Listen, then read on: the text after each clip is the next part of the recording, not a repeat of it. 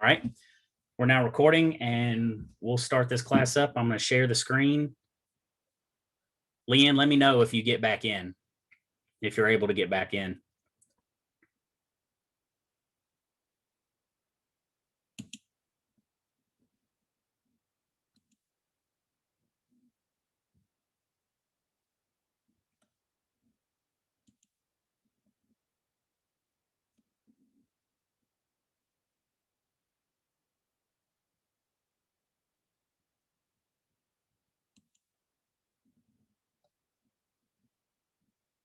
All right.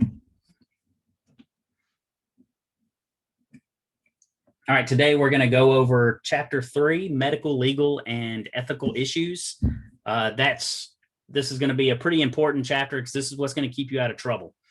Some of the stuff that we'll go over, I'm sure I will have questions on. We always do, especially when we start talking about HIPAA and things of the like. Very first thing I want to come off and say, if you talk about HIPAA, and I'm going to do the clap on this, if you talk about HIPAA and you're trying to speak intelligently on it, please know what the abbreviation is and how to spell it correctly, especially in an email. Because whenever I see people with comments or when people write emails and then they put on there, they spell HIPAA incorrectly, it automatically, when I see that it's spelled incorrectly, I'm like, you completely lost credibility at that point. You probably are wrong at that point. So let's make sure that whenever we're talking about medical, legal, and ethical issues, that we sound intelligent when we're doing so, that we know where we're coming from. It's just one of those things, and it happens in the medical field all the time. You'll see somebody comment on it, and as soon as somebody misspells it or says it incorrectly, boom. You're right, there is not. All right.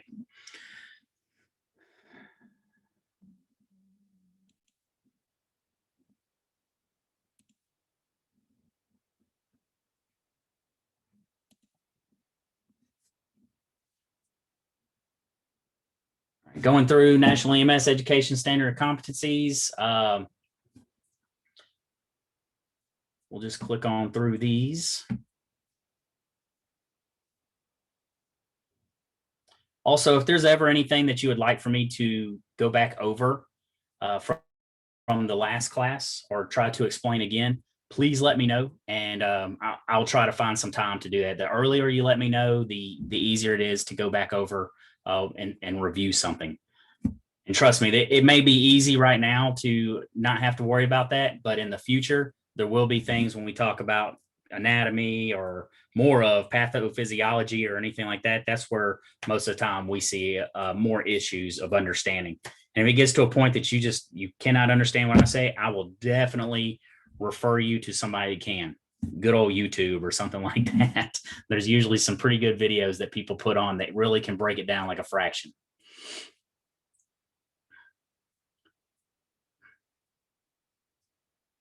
So some of the stuff that we'll be going over: mandatory reporting, ethical principles, moral obligations, end of life issues. We'll go over some of that.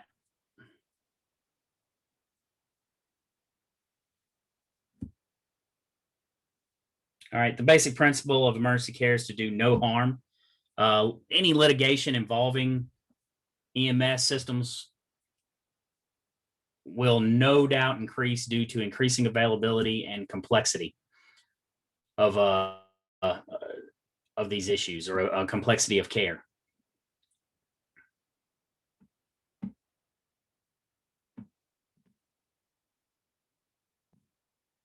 My screen keeps resizing itself like it knows better.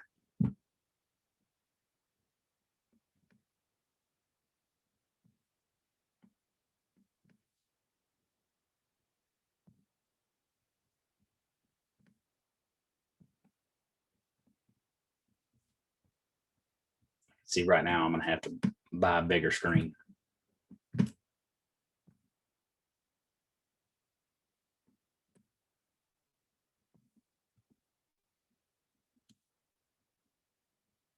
And now I do have glasses. I just don't wear. But as you advance into being an AMT, you're going to be governed by a set of laws that's going to affect how you treat your patients. Providing the utmost and competent emergency medical care that conforms with the standard of care is going to be what's going to help you avoid both the civil and criminal actions against you.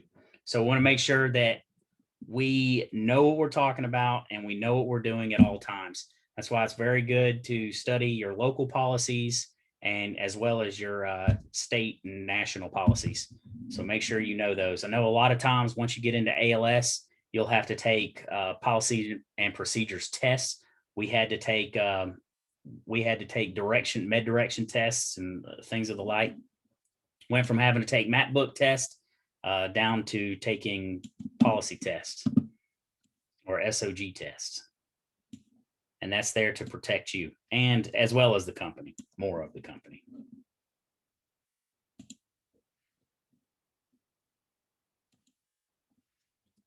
All right, you must also consider those legal issues or those ethical issues. Ethics are principles, either personal or societal, that determine what is right and what is wrong.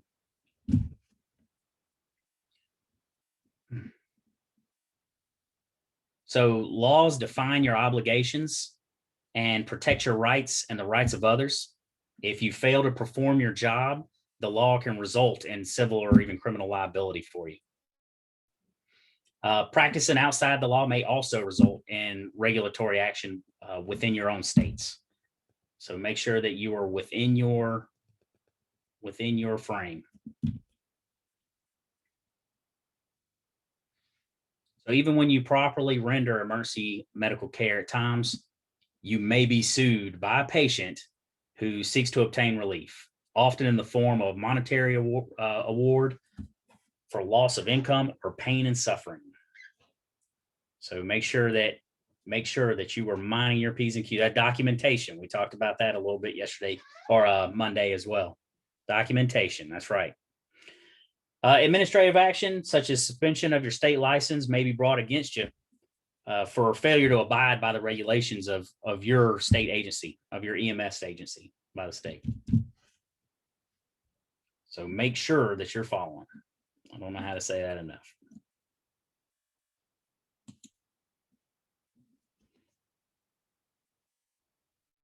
All right, can anybody tell me what exactly a scope of practice is as an AEMT? Does anybody know what the scope of practice is as an AEMT? Can you give IVs? Yep, sure can.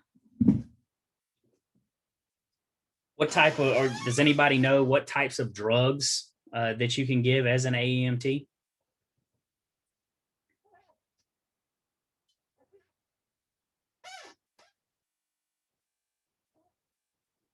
Anything but cardiac. And there are other things as well. But mostly, yeah, your ALS drugs, we'll get into it. Yeah. Okay. Good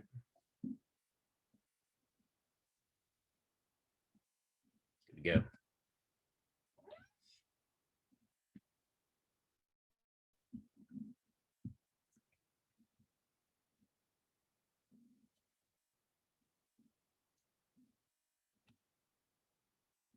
And in this book, it'll start sometimes when you start reading into the book, it'll start talking about different types of pain medications.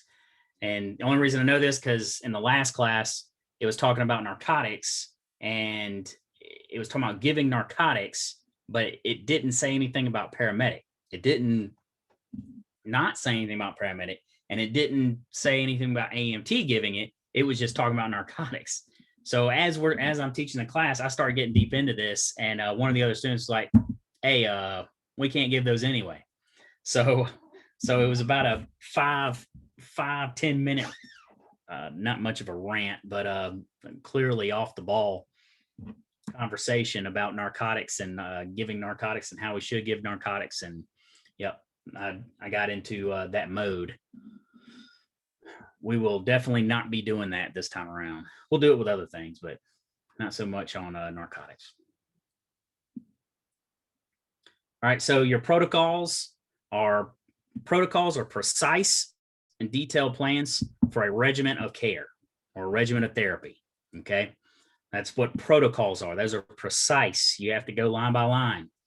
A guideline, if you're looking at SOGs, let's say, a guideline is just a set of guides to help you stay between so that you don't get yourself in trouble. Okay. So you want to make sure that you know the difference between the two. Protocols it's a precise and detailed plan for a regimen of therapy. And then standing orders are local protocols, usually pertain to a particular service or area. So standing order, local protocols, and then protocols are precise and detailed plans for regimen therapy.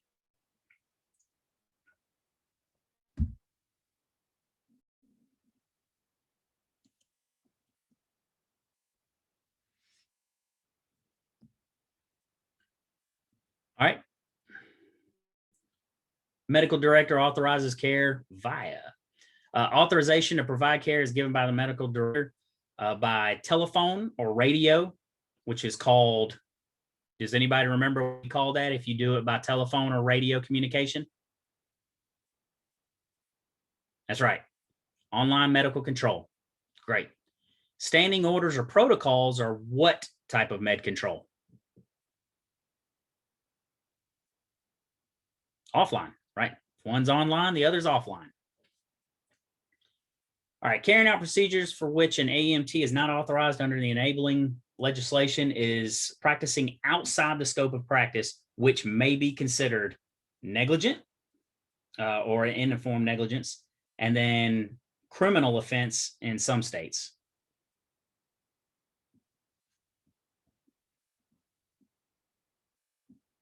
So you always want to make sure that you stay within your scope of practice. As you start to get into ALS as well, you'll start to see that people that are in ALS are less and less likely to carry medical bags in their truck, their personal vehicles, or what have you. I know on the fire side, and I've seen it on the ambulance side as well. You'll have EMTs that always want to carry their medical kits and medical bags with them because they feel like if they run across an accident or an incident that they can help right away. As you start to get into ALS, you start to think more about your duty to act, which is a duty to act is if you're on duty. And then you start to think about things like the Good Samaritan laws and all that, and just how much they cover you.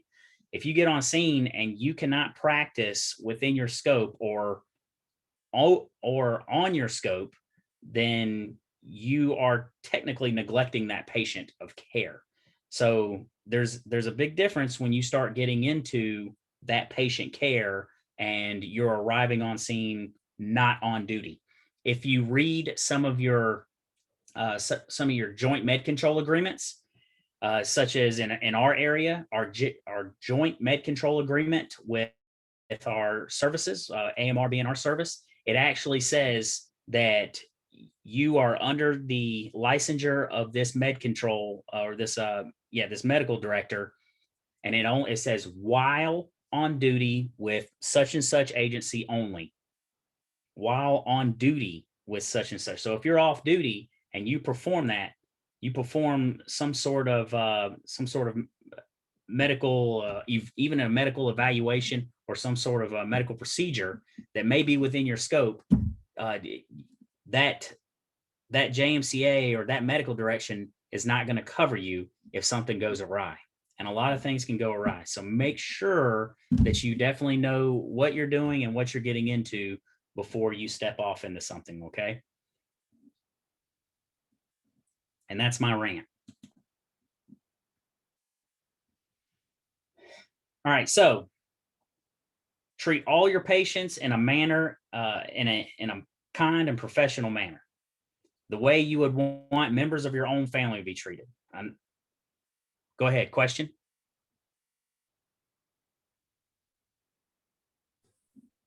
Yeah, so talking about getting into like ALS and all that kind of stuff, when you're talking about scope of practice, with the medical director being the one that gives you, that authority to do that. Like even if something is in your state protocols or, a national standard or whatever. Like for instance, in my area with the fire department, it's since we're like a first responder organization and not an ambulance service, and we don't have the monitor, we can't do the supragalactic airways and stuff like that. So when you get into like the advanced stuff, or say like if you had a paramedic, working at a department that didn't have the ALS capabilities, but only BLS under the medical director, then how does that affect that as far as, the standard of care and, negligence and all that? You mean talking about like on duty, while on duty? Yeah, while on duty. Yeah. So as if I gather correctly, if you don't have the equipment, you don't have the equipment. There's only so far that you can go. But while you're on duty, you're covered under that standard of care. I was leaning more towards if you're off duty, you have people that carry bags around that are trying to be bow tacticals. And that's something that you're really crossing that line, and it's a very thin line, and it's easy to break when you start doing things like that. When you start carrying around those bags and starting to perform those procedures, because not only does your standard of care have to be on point, but so does your gear. And is it being inspected on a regular basis? Do you inspect and fill out a sheet for your bag every time you get in your truck? That's a little, it's a little extreme, but just saying, if you start getting into those, I know, like for a fire department, for instance, our fire gear, it has to be inspected every shift that you're on duty. Every shift, it has to be inspected, right? You do check your gear when you start to put it on the truck. Once a month, it has to be recorded as a routine PPE inspection. Okay. So if you have gear in your truck that you don't use, are you inspected on a regular basis in accordance with NFPA? Are you, and the same thing with medical kits and things like that. Is it being, are these things being inspected on a regular accordance, and is it documented? Is this stuff being cared for? Is it in the correct environment at all times? So on and so forth. So when you're on the job, you have a little more protections because of the fact, even if you don't have all the equipment, you still are under that coverage, and you work within that scope. You should have a scope written within the equipment that you have. If you don't have the equipment, you don't have the equipment. Now, if you're working with and your ALS, and an ALS person shows up and you're able to put your hands on their equipment while on duty, then yes, that scope is still within your scope. You're still working under your joint med control agreement at that point, because you're using the equipment that was provided for the ambulance service, or under the ambulance service, or what have you, still under the same medical control that service uses. Does that make sense? So if you grab So if you grab the IV kit from the truck and the paramedic's like, yep, give them an IV, and you're on duty, then it's fair game, because you're under the same med control. Right. That's how our protocols are written, as far as like if ALS arrives, or, the ambulance service obviously carries all that. So if they arrive, we're good to go. If we wanted to do anything ALS, we'd have to get a different medical director, because all the first responder organizations that have this medical director, it's BLS. Doesn't matter if you're ALS certified. I just want to make sure you don't get any kind of, obviously you're not going to get out of the way on that with being your medical director, because he's the one that gives you the authorization in the first place. But just right. Nobody can come at you for negligence, is what I'm saying. If it's that's the agreement. Right. You're in full agreement there. That's right. So and definitely, make sure that you read over your local policies and regulations for that also. I've gotten on trucks before, and as the paramedic on scene, and just ask medics, hey, move out of the way, and hey, go get me, like you would a family member, go get me this, go get me a wet towel, and start to work like I need to while we're in the ambulance. But I'm under the same med control, and I'm on duty, so I can do that. Now, given some paramedics don't like that, but it should have been a better paramedic. Not to say I'm a good paramedic by no means. I don't see anybody here that's ever worked with me as a paramedic, so I can sit here and I can tell you anything I want, right? All right, moving on. If you do have any problems, since you and the other medical providers have a legal responsibility to provide proper, consistent patient care, and report all problems to your medical director immediately if you see that there is an issue, or if you foresee an issue. Sometimes it's worth bringing up.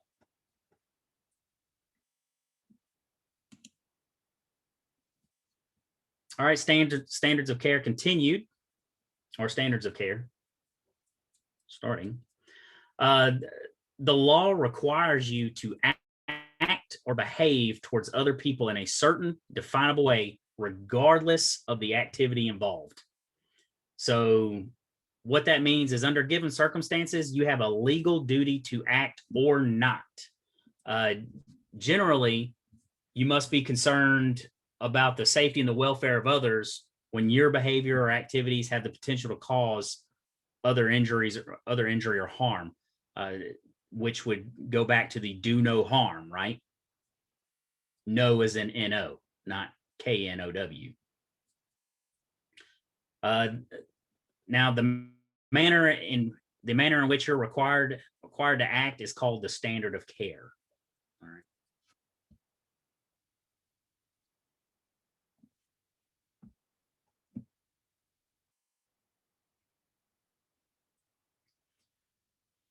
All right, standard of care is established in many ways.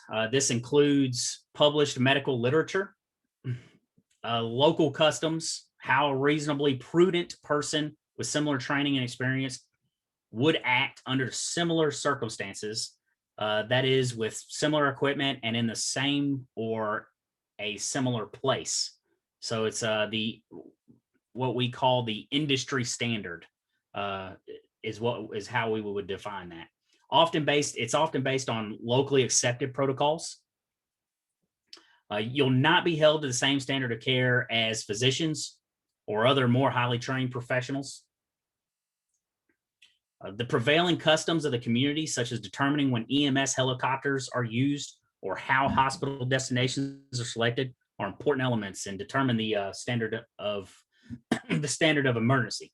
So we talked about those when you're doing your trauma evaluations, or look at your local protocols. And I tell you what, it's a great thing in the state of Mississippi. I know, believe it or not, the state of Mississippi has one of the top trauma care systems in the U.S. Believe it or not, the trauma care systems in the state of Mississippi is actually there's several other states in the United States that try to model their trauma care system after Mississippi's. It's fantastic trauma care system. So, and the way they pay for it is pretty wild too. So anytime you get a traffic ticket or some sort of speeding ticket, like by the highway patrol, a portion of that ticket actually goes towards the trauma care system. So you get caught speeding, you're just helping out the trauma care system, right? Because the majority of our trauma care comes from motor vehicle accidents. That's why they take a portion from that. Right? It does make sense. It's good stuff.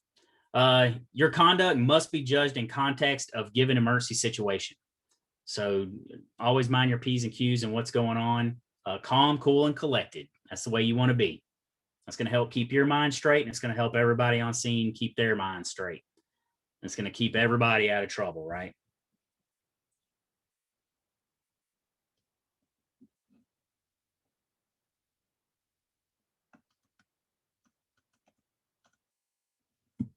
All right, so there are standards that are imposed by law. This includes statutes and ordinances, administrative regulation, or case law. In many jurisdictions, violating one of those standards is said to create a presumptive negligence. So just think about that. If you're not following those standards, you can be accused of presumptive negligence. Be familiar with the particular legal standards in your state. That's the easy way to stay out of that. In many states, these may take the form of treatment protocols. The EMTALA or EMTALA, right? Emergency Medical Treatment and Active Labor Act. It was enacted in 1986 to combat the practice of patient dumping, and it pays particular attention to the practice of sending women in labor to distant hospitals, because they say it takes a long time to have a baby, so they were sending them far off so that they wouldn't saturate or cause diversion. But patient dumping occurs when a hospital emergency department staff, they deny medical screening or stabilize a treatment when staffed inappropriately. Or they'll transfer a person whose care is unstable. They'll transfer it to somewhere else, which in turn can cause issues. I know that I've brought sick patients. One time in a place that I will not mention, we had a patient that was ejected from a vehicle and had very bad injuries. Was a very high acuity patient. We had called for a helicopter. The helicopter went to the incorrect hospital that we were going to meet them at. The hospital was refusing to bring the patient inside because that creates its own issues with transport, because the patient was so high acuity, he was going to have to be transported out of there anyway.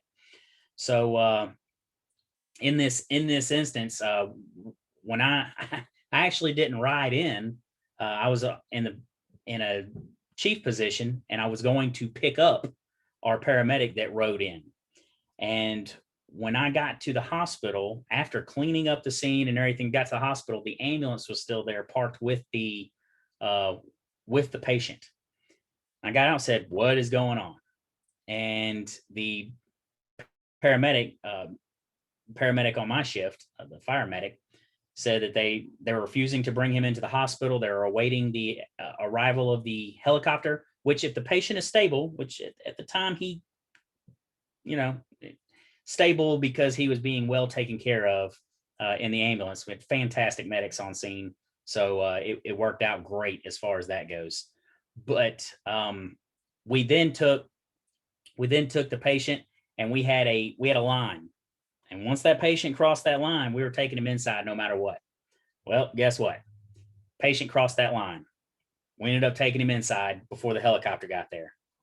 And the doc on duty lost his mind and really acted like a clown, and was pointed out for that, because we talked about it on the day one. The very first thing you are as a medical provider is a patient advocate, right? So being a patient advocate, you are to ensure that the highest standard of care is given to that patient. And so don't be afraid to have those discussions. And sometimes they're not nice discussions with whomever. Just be sure that you have your stuff straight before you start running your head on anything, and do it in the most professional manner that you can. Of course, I did. I never lose my professionality.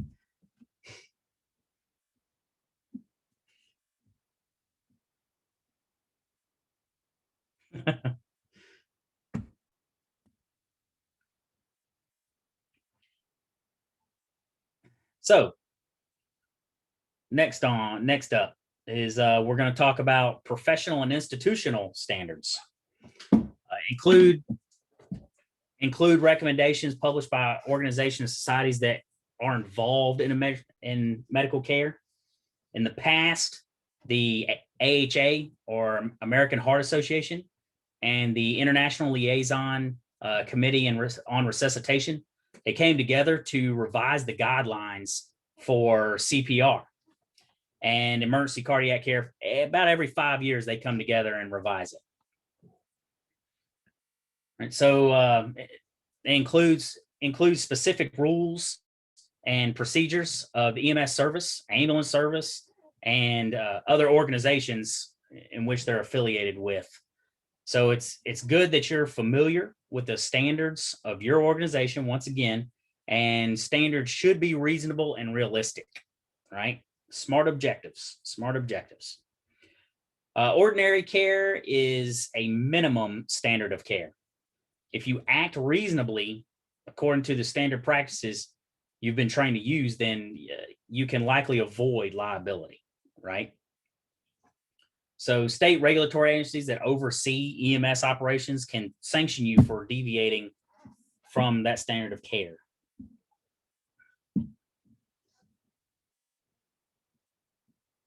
Hold on right quick.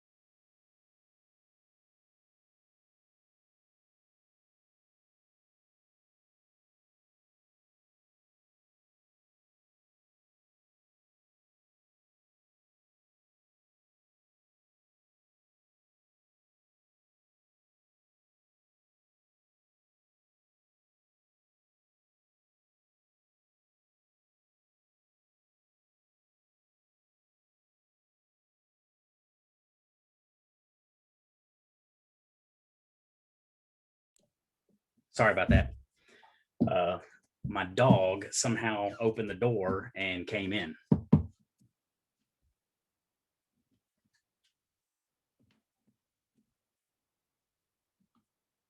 He's doing it again.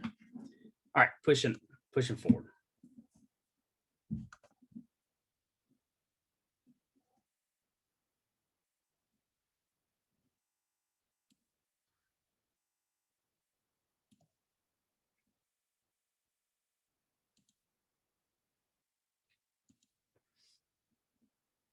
All right.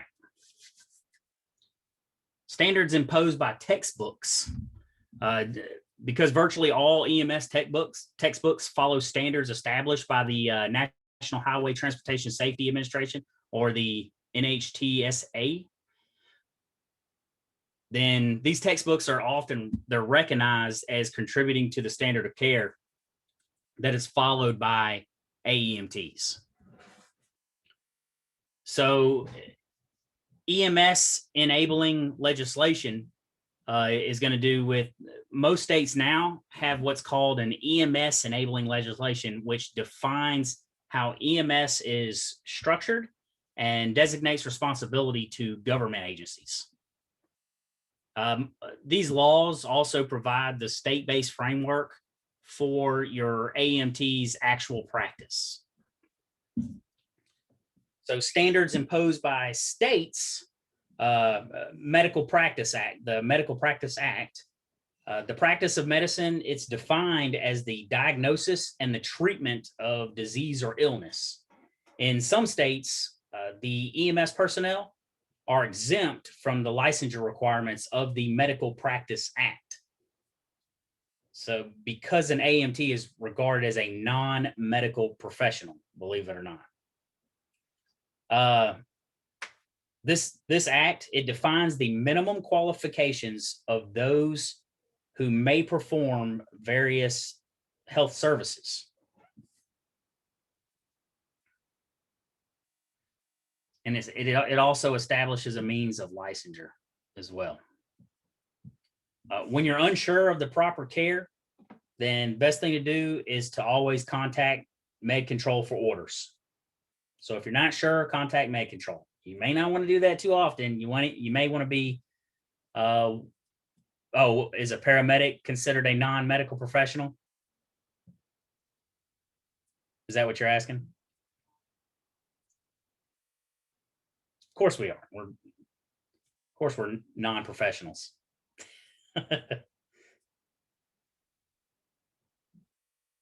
I'll have to look more into that as to how they are formed, because as a paramedic, you can also perform there's some other things that you can perform, some more invasive things, and then you can also you also are able to utilize scheduled narcotics.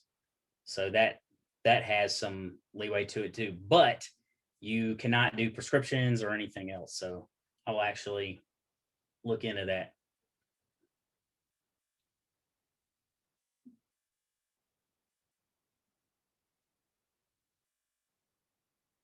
Yeah, I know. And I understand. But these are also imposed standards. So, and this is under the Medical Practices Act. And like I said, I don't know if that's because, and that's why they say things like we cannot diagnose a patient. We can do a field diagnosis, but we cannot diagnose a patient.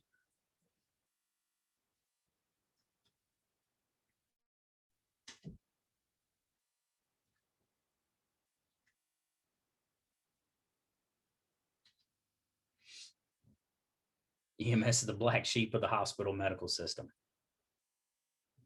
Tip of the spear. They just don't know what to do with the tip of the spear. Certifications and licensure. Certification is the process by which an individual, you, or an institution or a program is evaluated and recognized as meeting a certain predetermined standard to ensure safe and ethical patient care. Certification generally refers to a certain level of credentials based on hours of training and assessment exams and address criteria met for minimum competency. That's why you have to meet so many hours and have so many clinical hours and so many classroom hours, what have you. Now, certifications, they may be granted by a government agency or a private organization such as AHA or American Red Cross as well. Licensure is the process by which a competent authority, usually the state, grants permission to practice a job, trade, or profession. Does that make sense? So certification is the minimum competency, and then licensure is the permission to practice that competency, trade, or the profession. So license, that means it's a privilege granted by a government authority on certain conditions.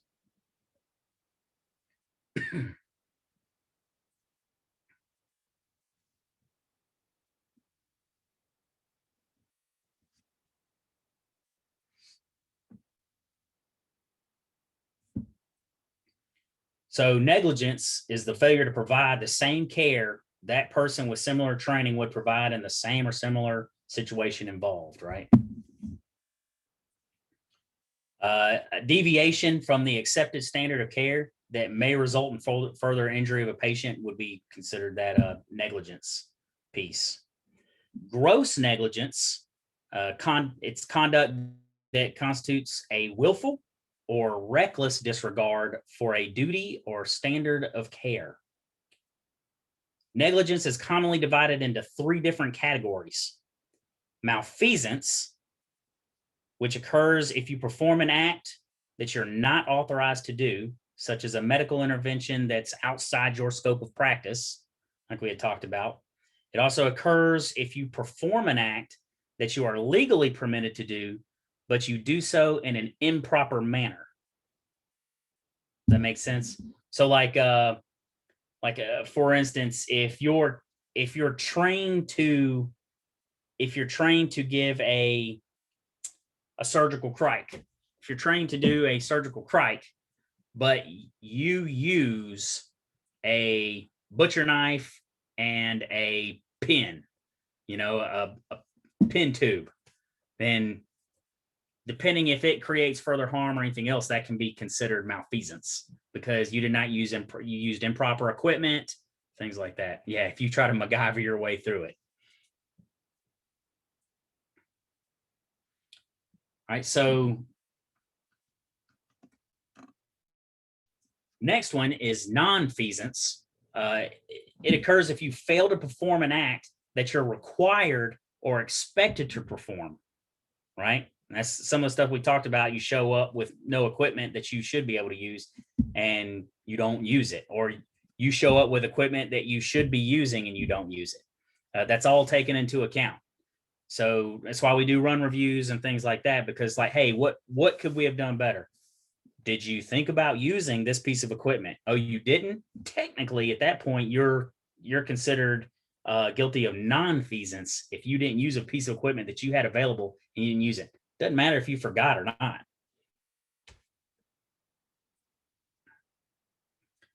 Right. So apparently this is considered res ipsa loquitur, which is Latin for the thing speaks for itself. We won't even get into that. I know I jacked that up. Under this theory, though, the injury could only have been caused by this negligence. No, we're not going to say that again. Well, we can YouTube it later. There's a lot of words that I'm not even gonna. I'll attempt at least once, but I'll try not to embarrass myself too much. I'm pretty good at that. But under this theory, like I said, the injury could have only been caused by negligence. In rare cases, the theory of negligence per se may be used if the conduct of the person being sued is alleged to have occurred in clear violation of a statute. So in clear violation of a statute.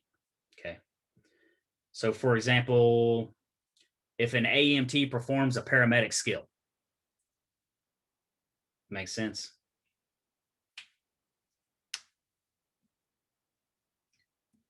But a legal action of that sort is called a civil lawsuit, an action instituted by a private person or entity against another private person or entity is the way that'd be in a civil lawsuit.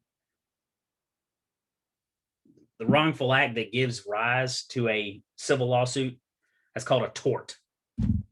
So the wrongful act, the actual act that causes the lawsuit is called a tort, T-O-R-T. Now, the law, along with that, the law is going to recognize two classifications of torts. So you have an unintentional tort, which is also known as negligence in most cases. And then you have what's called intentional torts. Those are the ones that describe that you had an intent to cause harm. All right. So torts are defined as civil wrongs and are not within the jurisdiction of the criminal courts. So it being a civil wrong, it is not within the jurisdiction of the criminal court. Clear as mud.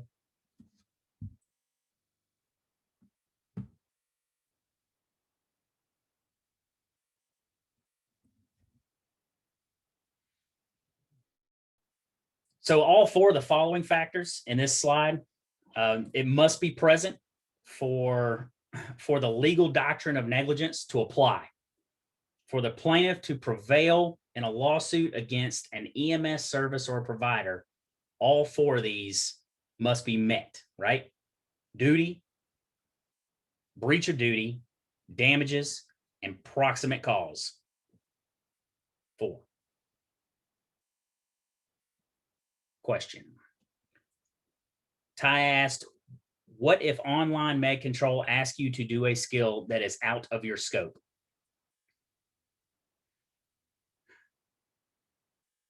So that's a good question. You can let that, the thing is, he should definitely know what is in your scope. That's part of his duty as a medical director. Here's another thing too, is that you should know if that is in or out of your scope. So if it's out of your scope, I would most definitely say something to that effect, that, hey, this is out of my scope. I'm not able to do this, or this is not within my scope of practice. And from there, he should back off, because that's his licensure that's riding on you performing a duty that's outside of your scope. Okay.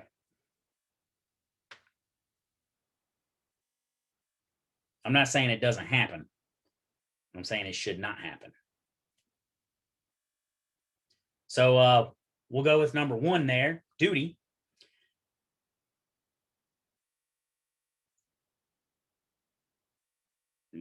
Yeah, some doctors are pushy. Yeah, they can be. Why isn't an abandonment an element of negligence? I'll have to explain that whenever we get further on. See if it better explains that. But you got a good point there. I think that's in an upcoming slide. Get to answer that question for you directly. All right, so duty, an obligation to provide patient care in a manner that is consistent with the standard of care established by training and local protocols. Okay, so this responsibility comes from either a statute or a function. All right, a bystander is under no obligation to assist a stranger in distress and therefore has no legal duty to act. Does that make sense? That's what I was talking about. Duty to act is if you're on duty, if you're actually on duty. A bystander is under no obligation to assist a stranger in distress and therefore has no legal duty to act. Okay. So some instances in which you have a legal duty to act, it may include you're dispatched to, or you witness an emergency situation while on duty. Okay. The policy of your service or department states that you must assist in an emergency, right? So once your ambulance responds to a call or treatment is initiated, you have a legal duty to act at that time. In most cases, if you're off duty and you come upon a crash, you're not legally obligated to stop and assist a patient. And we don't have this argument every time. It's starting to become less and less of an argument, but usually once they understand, because when you first come in, people talk about, well, you have a duty to act, a duty to stop. And this is why I say a lot of people stop carrying these kits in their vehicles because of the liability that it carries when you do use it. All right. So like I said, if you're off duty and you come up on a crash, you are not legally obligated to stop and assist a patient. But laws do vary from state to state. Make sure that you look in your own law to see what that encompasses. All right. So the next one that we have there is going to be breach of duty.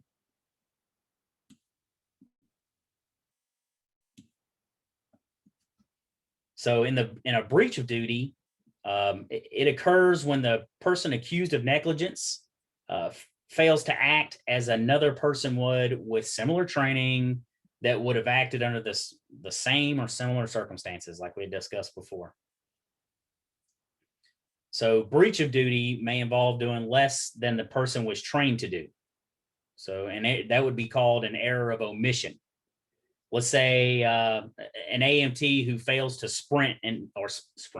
who fails to splint an injured extremity.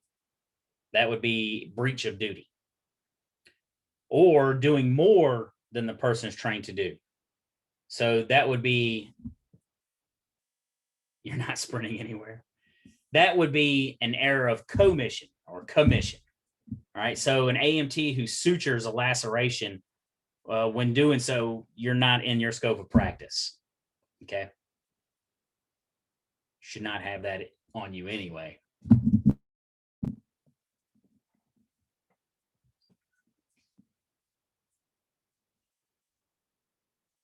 So the next one is damages.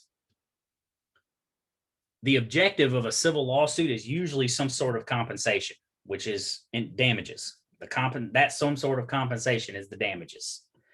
When a patient is physically or psychologically harmed in some noticeable way, a noticeable way.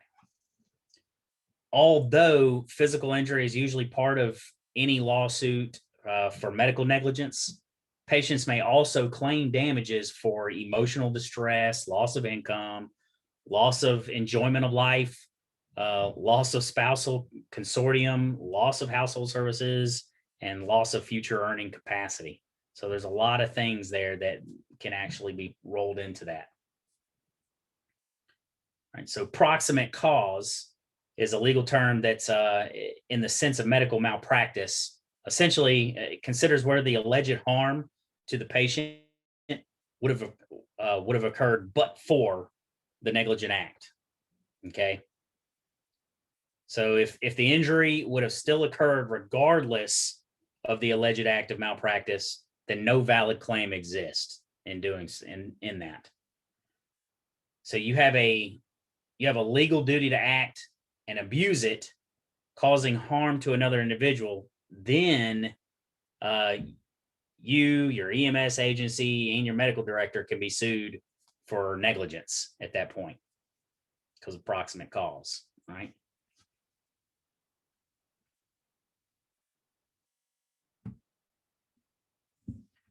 All right. So, like we just discussed, we're going to discuss abandonment. So, abandonment, it's a form of negligence that involves the termination of emergency medical care without the patient's consent. Okay. So, the term also implies that the patient had a continuing need for medical treatment and that the abrupt termination of treatment was the cause of subsequent injury or death. So it's about the termination was the cause, the termination of care was the cause of subsequent injury or death. So once you've initiated patient care, you've assumed a duty that must not cease until an equally competent person with an equal or higher level of training assumes responsibility, right?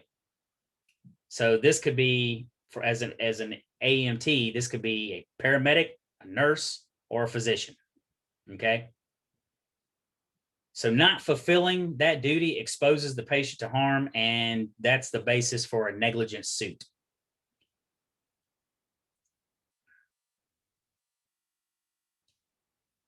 Did that explain, Katie? Since it, okay. Great. All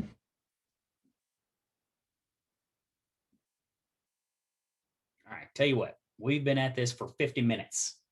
So instructional hour, 50 minutes. Let's take a 10-minute break. And then we will come back to it.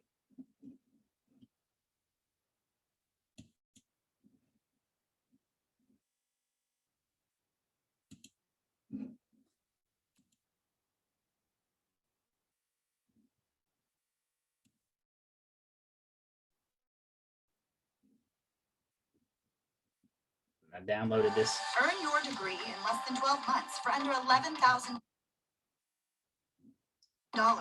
University of Phoenix's competency-based programs are our fastest, most affordable way to get there. With more relevant professional experience in business. We don't care about that.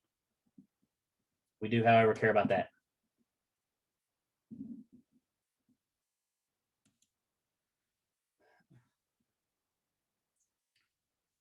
So let's come on back in 9 minutes and 45 seconds. And rock and roll.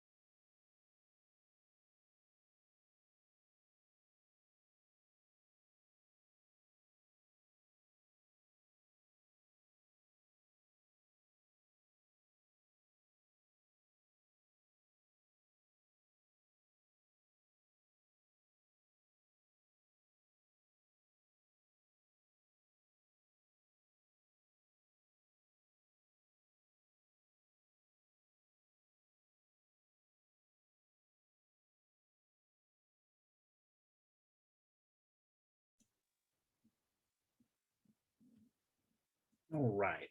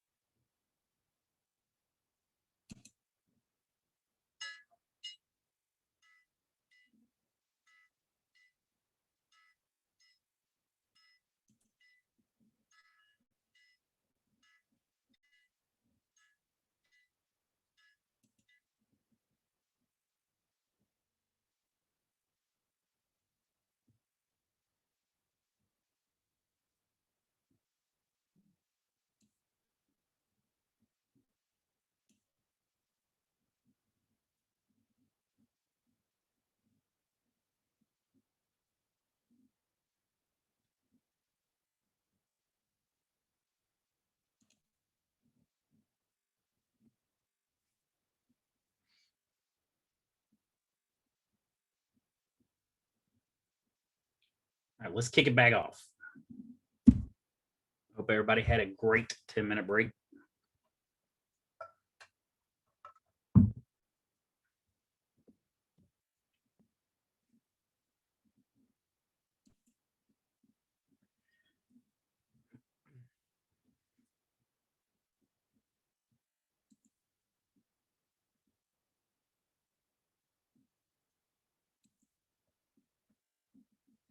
All right, so continuing on with abandonment.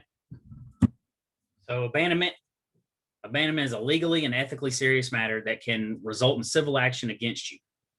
Okay. Instances where abandonment may take place. So leaving patients you have assumed care of at the site of a single car crash to care for people injured at another site where two cars have crashed can be considered abandonment. Leaving a patient you have assumed care of at the site of a single car crash to care for people injured at another site where two cars have crashed be considered abandonment. Is that it? You understand that? Also, in the emergency department or in the ER, where you drop off your patient, as an AMT, you're responsible providing hospital personnel with a report of assessment findings and the emergency medical care provided, and changes in patient status that occurred during transport.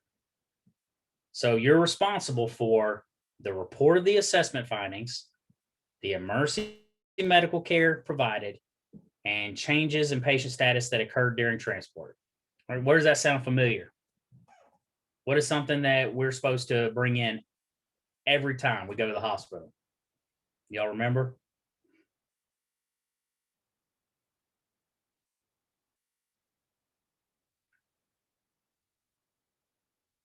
So anytime you walk in a hospital, there's something that you bring with you that keeps you from committing that type of abandonment or from being accused of that type of abandonment. You do your patient transfer, right? Yep, your PCR. That's right. So if you fail to file a PCR and it results in a delay of treatment or a misdiagnosis, a claim for abandonment could be filed against you. So make sure that you fill out that PCR accurately. You count every respiration. So make sure that PCR is accurate. Make sure, and the whole point of that PCR as well is for that continuance of care, that care continuum, but in trending. And we will discuss trending ad nauseum throughout this because it is so important, ladies and gents. Trending is very important, and that's going to help you start that trending process there from the time you get on seeing that documentation, just that small document. Okay, so make sure that you file that PCR. Yes, you're patient. You definitely need to make sure that you have that with you as well when you show up in the hospital. Respirations are optional.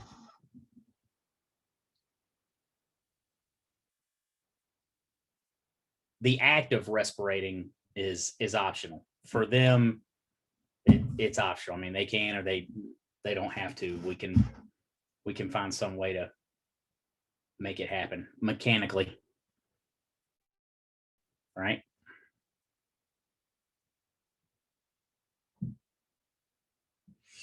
All right. Moving on. Assault and battery.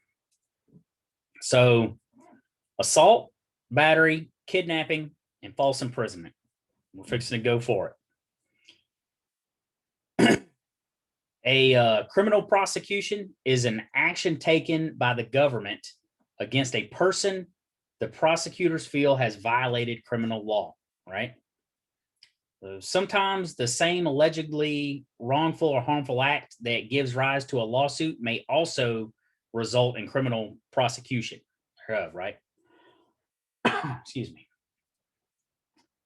In a criminal case, the government must prove guilt beyond all reasonable doubt to a jury. Not corona. I got tested last week. We're good. Well, last week we were good. Today may be different.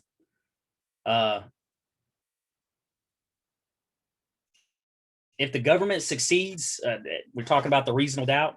If the government succeeds when the defendant can be fined, or at that point, if the government succeeds that beyond a reasonable doubt that this happened, that this act happened, then the defendant can be fined, imprisoned, or both. You can get both.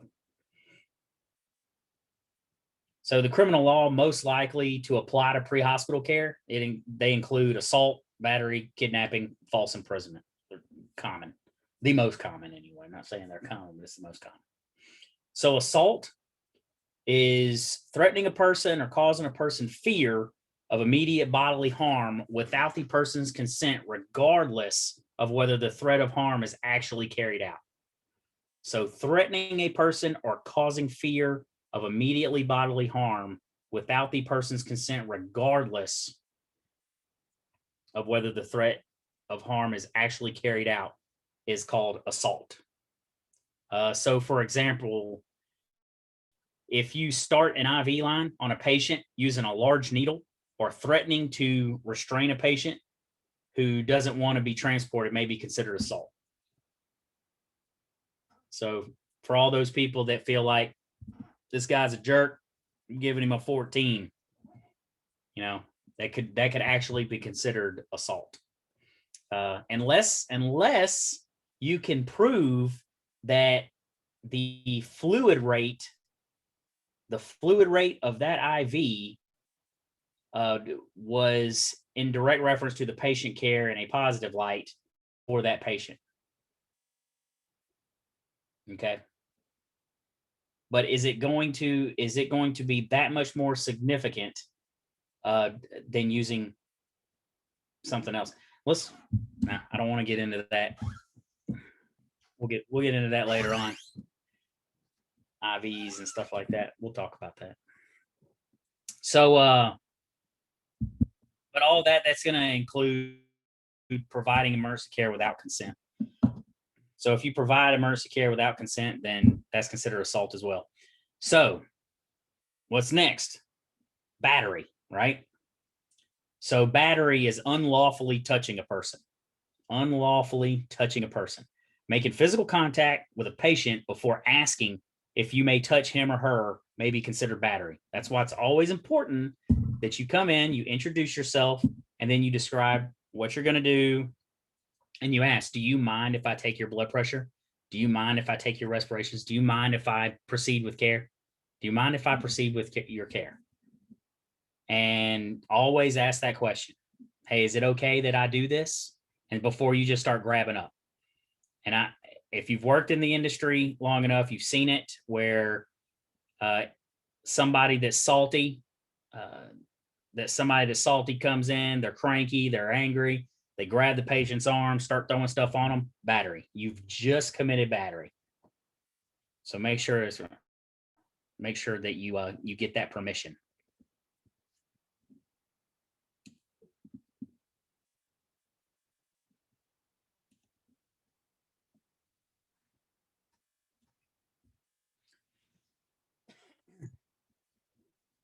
So just about any act of medical treatment performed without consent may be considered assault. or battery or both, because such acts will constitute a threat to the patient's bodily security, right? It's a different case. Katie said it's a different case if the patient is becoming agitated, a psych patient that may need to be restrained, saying, I may need to restrain you for safe transport due to behavior, not threatening. All right. So one thing too is yes. Not threatening. No, that's you're telling them, you're telling them that this can, that, hey, I may need to restrain you because of this or what have you. But another thing is with a psych patient, it gets into another form of consent, right? Because they reach into a stage where bodily harm to responders can be caused because of their actions. All right. They also do not have competency. They are not competent at that point when they're a psych patient. So, and we'll discuss that too. We will definitely be discussing the patient and we're going to talk about refusals as well. Pet peeve of mine, refusals, pet peeve. And here's why. Okay. So you have a patient that you come up to, and this patient, someone comes outside, family member comes outside. Somebody comes outside and says, hey, Mama W said that she's going to take a bunch of pills and kill herself tonight. I just want to let you know that. Here are some text messages she sent me saying this. Here's this. Here's a letter. Here's this. You go outside and Mama M says, I said that at one point, but I don't feel that way no more. It's okay. I don't feel that way. I'm not going to the hospital. I am not going to the hospital. If you touch me, I'm going to call the cops. I'm not going to the hospital. First off, who should you call anyway for that psych patient come up there when they start talking like that? Right? Share SO or Popo, right? So that's right. So you have that patient come out. This patient does not want to go, and you're talking to the patient, and you're saying, "Hey, can I take your vitals?" Yeah, whatever. Do what you got to do, but I'm not going to the hospital. But you take their vitals and everything else. Vitals are fine, what have you. And then they say that they want to sign a refusal. Do you let that patient sign that refusal? They're competent, as seemingly. They said that they didn't want to go. They didn't really mean that. They just don't want to, they're under a lot of stress and they're not going to the hospital. They'll sue you if they have to go, if you make them go to the hospital. Do you give that patient the refusal? Awesome, Ty. So call your med direction and explain that situation. Take yourself out of that picture. Take the liability. If you feel like there may possibly be a liability there, take that monkey off your shoulders. You're a non-medical professional, remember? So call a medical professional to make that decision. Okay? At least that's, non-medical professional. So you're going to call that med control and explain what has happened, and med control can give you further on that. Okay? Now, this happened to me. Received a call that this happened, or this exact same call. Boom. This happened. Exact same terminology came up and everything else from the patient. The patient, the ambulance showed up on scene. Paramedic said, "Hey, paramedic said, I'm signing a refusal."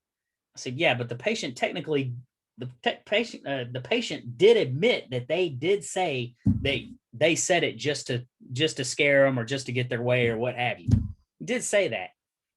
The patient admitted to wanting to cause bodily harm. You're taking a trip whenever that happens, okay? You are taking a trip whenever that happens. Call your med control and get it from there. make sure that the police are on scene or SO's on scene or whomever, and make sure that they can get all this too, because this is going in their report as well. So anyway, paramedic said, I'm giving a refusal. So I made it known. I documented it, and I made it known to the police that this is what happened. And I put it in my report. This is what happened. Because guess what? About 4 hours later, except this time, it was at 2:30, 3 o'clock in the morning. Guess where I was at? Back at that house, scooping up a lady that was now laid out on the porch and was pretty well drowned in her own vomitus. So that you have to take those things into consideration. All right. When we talk about that, she admitted that she at one time during the conversation wanted to cause herself bodily harm. And now she didn't really mean that. She wanted to say that. She just wanted to say that to scare the family, so that they would leave her alone. Okay. So the paramedic was wrong in that. And this paramedic was reprimanded and suspended for as well. But I had my documentation and everything to back up that we did attempt to be attempt to be that patient advocate and what have you. The police officers agreed with the paramedic, and the paramedic said that it was his patient. So he had her sign a refusal and then go on. Okay. And the fact that he wanted to argue about it. So that documentation process, that's what was key. That's what kept all the firefighters out of trouble. The paramedic, not so much, because, and the patient we ended up coding the patient and what have you, doing medical procedures, and the patient lived. But it should have never happened in the first place. That patient should have taken a ride in the first place. So pay attention to what's being said. That's why we ask those questions as well. You want to ask those questions. All right.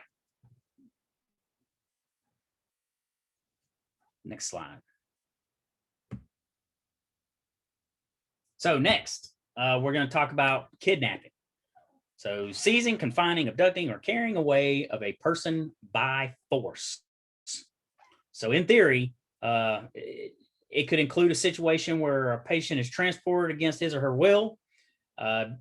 Criminal charges of false imprisonment or kidnapping are rarely filed against EMS providers, but rarely doesn't mean it doesn't happen, right? It rarely means that it happens on occasion. It can happen.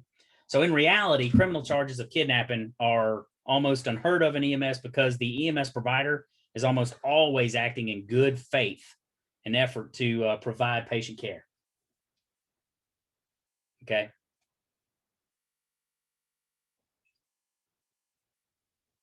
And it is far more likely that the EMS provider could be the target of a civil lawsuit for false imprisonment. Okay, so which will bring me to the next. False imprisonment. It's unauthorized confinement of a person that lasts for an appreciable period. Okay.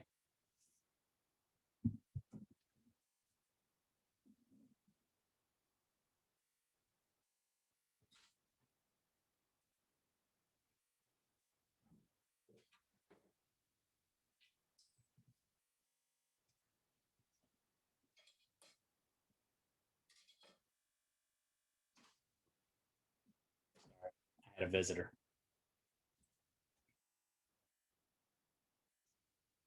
He's trying to hand me something.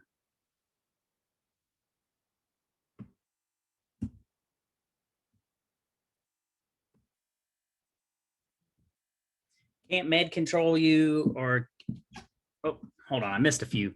Sorry about that.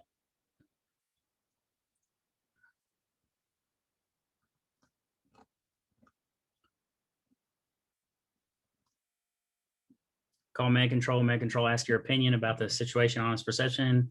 Had a volunteer at a nursing home. When we arrived, he was oriented. Okay, refused care. Yeah, put it on anyone else you can. Med control police, they can protect. They can protective custody or PC. That's right, they can. They can. As far as protective custody, I pay a. That's whenever you get a police officer that says, that says that, hey, you can go with them or you can come with us, one of the two.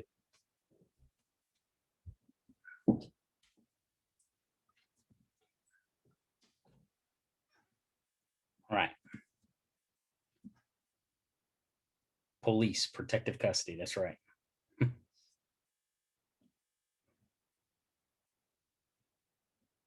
right. So kidnapping.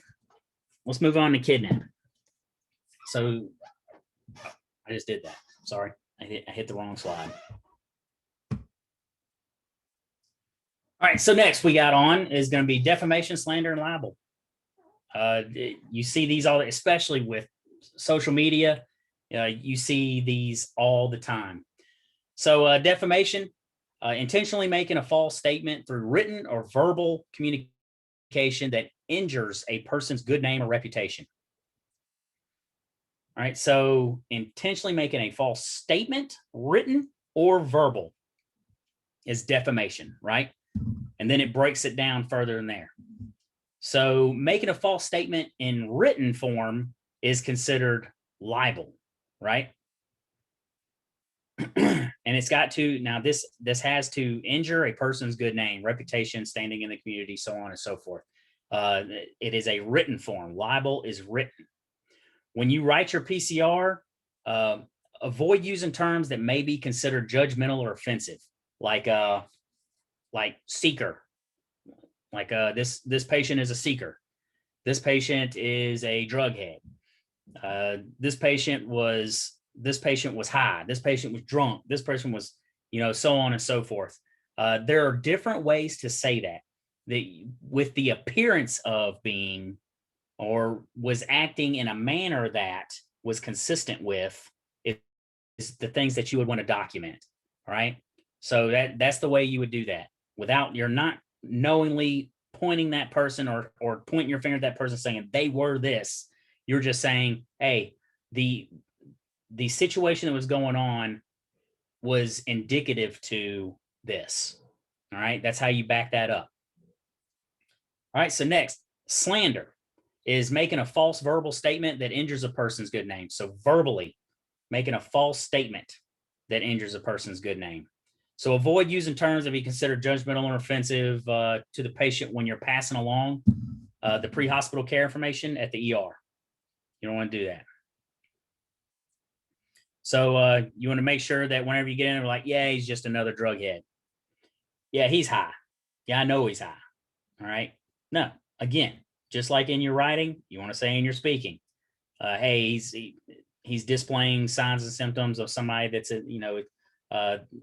that may possibly be this, so on and so forth. So you want to make sure that you keep yourself out of trouble because you're not going to diagnose that patient right there, right? All right. You suspect, you field diagnosis, right?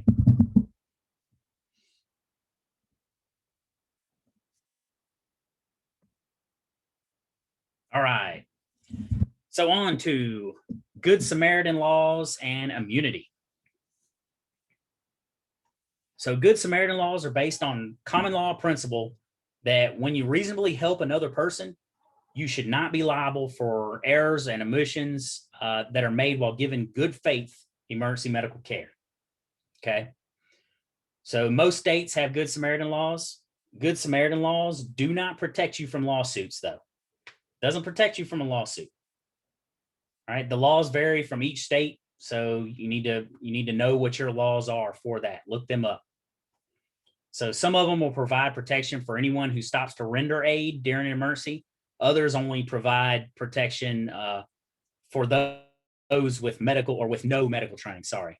So they'll only provide protection because they have no medical training.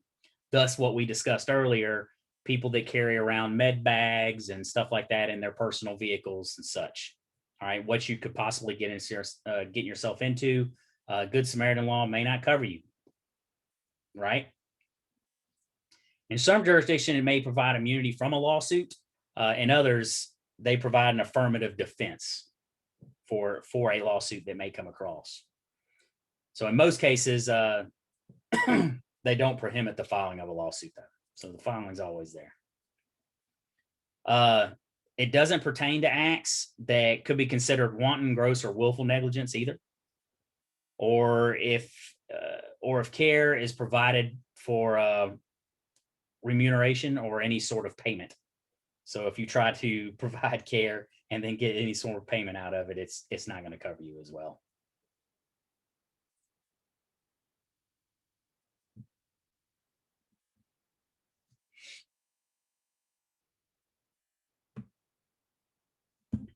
So another group of laws grants immunity from liability to official emergency medical care providers, such as yourself or AEMTs when you become AEMTs. These laws will vary from state to state. They don't provide immunity when injury or damage is caused by gross negligence or willful misconduct, right?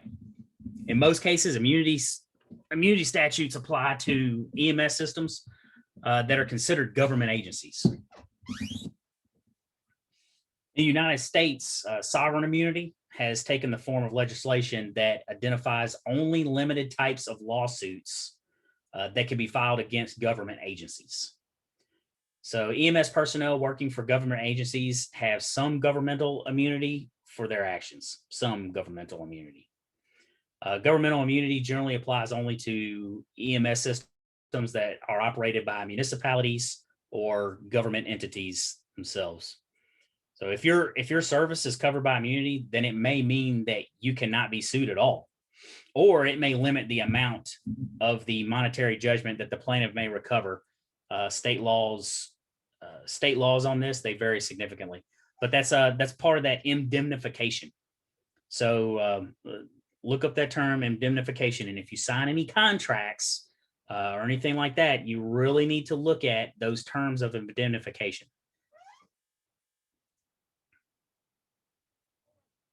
Would that be like New Orleans EMS, Ty asked, EMS that is part of the city? Yes. So New Orleans EMS is a part of the city. They also have, I think the health department has its own ambulance as well in New Orleans.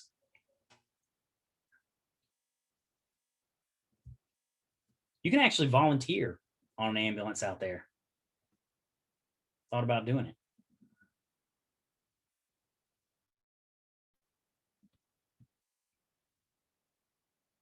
That's right.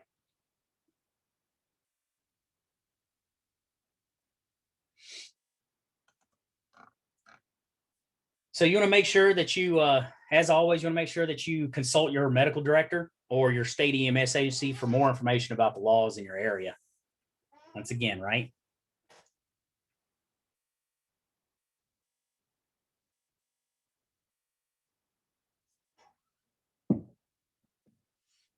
Yeah, it's the volunteering for New Orleans EMS. I wanted to do at one point. Offered it to AMR. I told him I would volunteer as a paramedic and do rides ever so often and what have you, if somebody else did the paperwork, if somebody else did the report, the EMS4 report. I said, I'll do this for free if somebody else will do the reports. Yeah, no, they don't feel the same way. They do not feel the same way.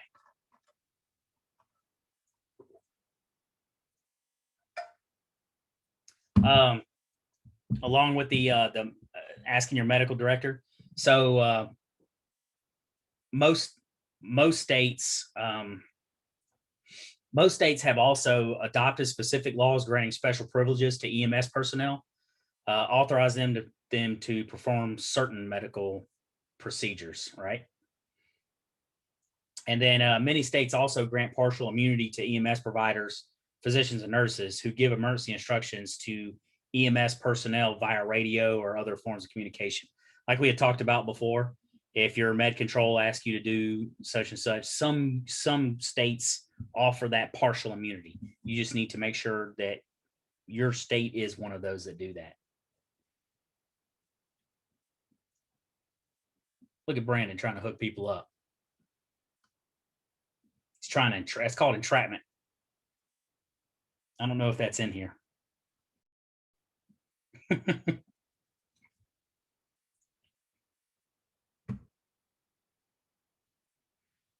All right, so next we're going to talk about consent. All right, so under most circumstances, consent's required from very responsive, mentally competent adult before emergency medical care can be started, right? We talked about that consent. Any touching of a patient's body without consent may give rise to charges of assault and battery, as we talked about before. So make sure, and that's part of that rapport building as well. You wouldn't want nobody coming in and touching you without your permission, right? Unless you're unconscious, then you have no choice in the matter as far as that goes, unless something's written. So a person receiving care must give permission or consent for treatment. Must give permission or consent for treatment. All right. If the patient is alert, rational, and capable of making informed decisions, then he or she has a legal right to refuse emergency care, even though they're ill or they're injured. So a patient may consent to some aspects of emergency medical care, and they can deny others. If a patient refuses medical care, then you may not care for that patient. I'm telling you, this is important. Because if you do that, then that's grounds for a criminal and civil action. So you don't want to be messed up in that. Consent can either be expressed, which is actual consent, express consent. Yes, I give you permission to do this, or implied, and we'll get into implied. I saw one of the book quizzes had an incorrect, was incorrect on that, correct? Incorrect in that. Yes, it was incorrect. Figure out how to say that. But the most important part, like I talked about there, is if the patient is alert, rational, and capable of making informed decisions. Okay, that's important.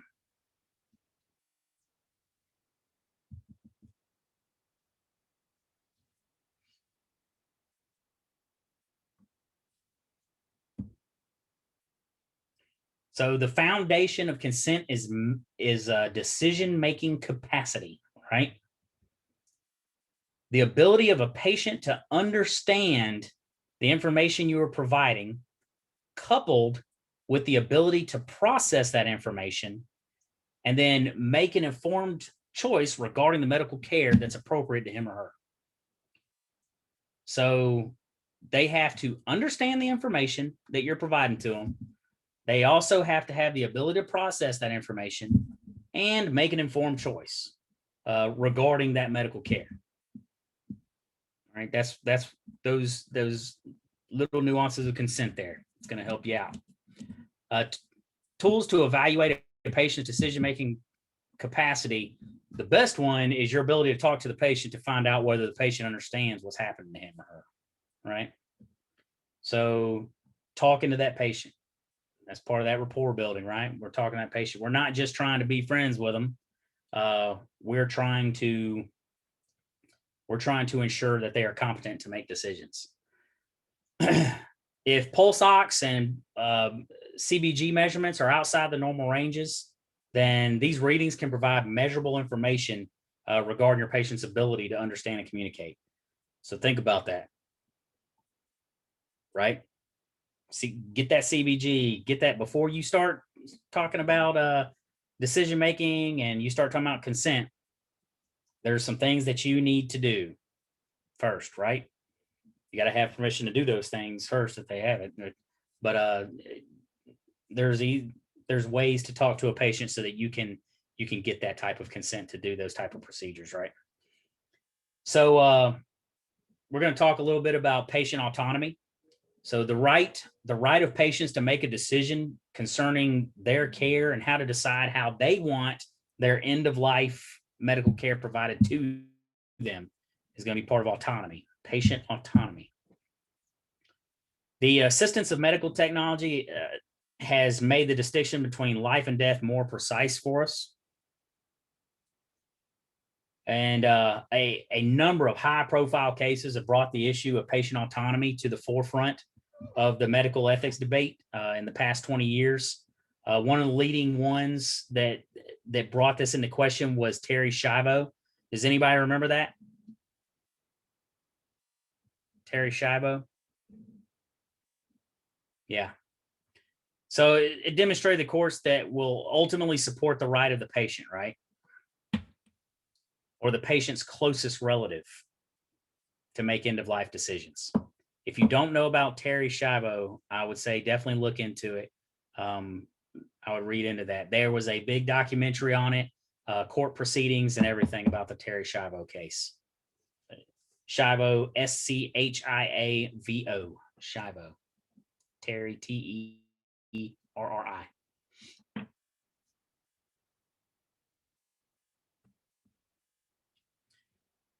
right, up next, we're going to talk about expressed consent. It's also known as actual consent. So you must obtain, this may either be verbal or nonverbal. Hey, can I take your blood pressure? Okay. Can I take your blood pressure? Yes. Hurry. Okay.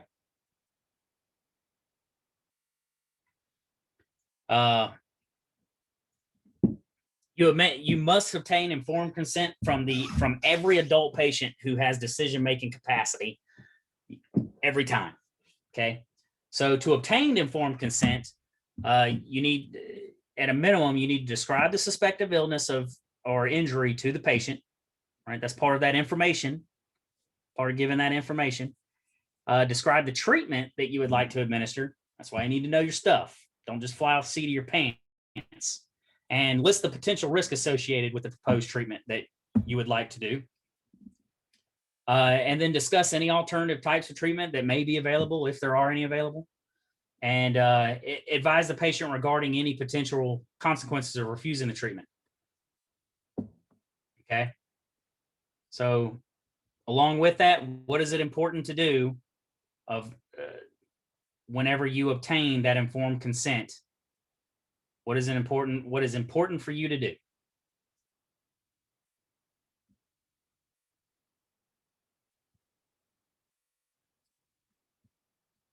So you're supposed to document on how you obtain that informed consent. Okay. That way it doesn't come back and bite you. Always put it in there. Now, and knowing that right there, that's my argument for, that's one of my arguments for chronological type documentation over chart method. Though chart method does allow that, it does allow that, a lot of people skip over it. A lot of people use chart method just for what it is. All right. So they just go by the C, the H, the A, the R, the T, and then if they have anything else there, if they have an E after that or what have you. But there are places that you can actually put that in there. You just need to know where to put it in at if you're using that method. I'm a fan. I usually use chart method, but I use it the correct way. Most of the time for new people, I would say chronological is good. Learn chart, because chart helps keep your patient care reports in an organized fashion, rather than I showed up at this time, this happened, this is what I saw, and then you're making a 5-page report based on that. You can get all the information that you need and want in a chart method patient report if you do it correctly and it's consistent. In a court of law, consistency is good.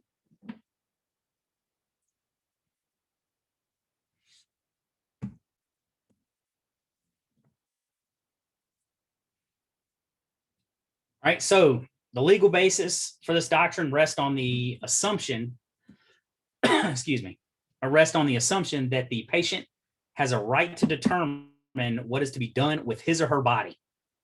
Patient autonomy, right? The patient must, there's a couple things that have to happen.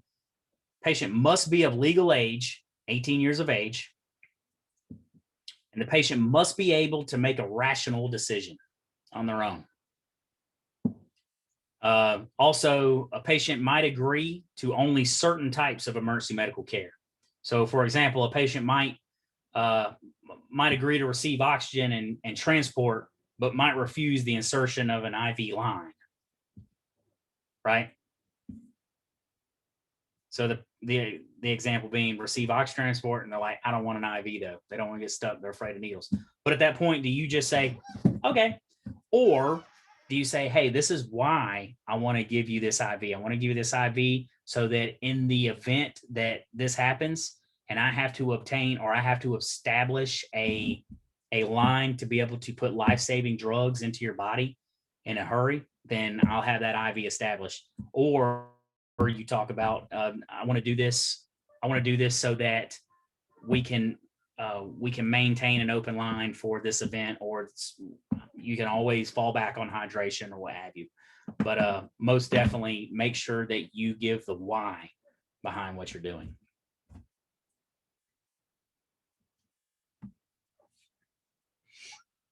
So up next is implied consent. When a person is unresponsive or otherwise unable to make rational, informed decisions about his or her medical care, and is therefore unable to give consent, the law assumes that the patient would agree to medical care and transport.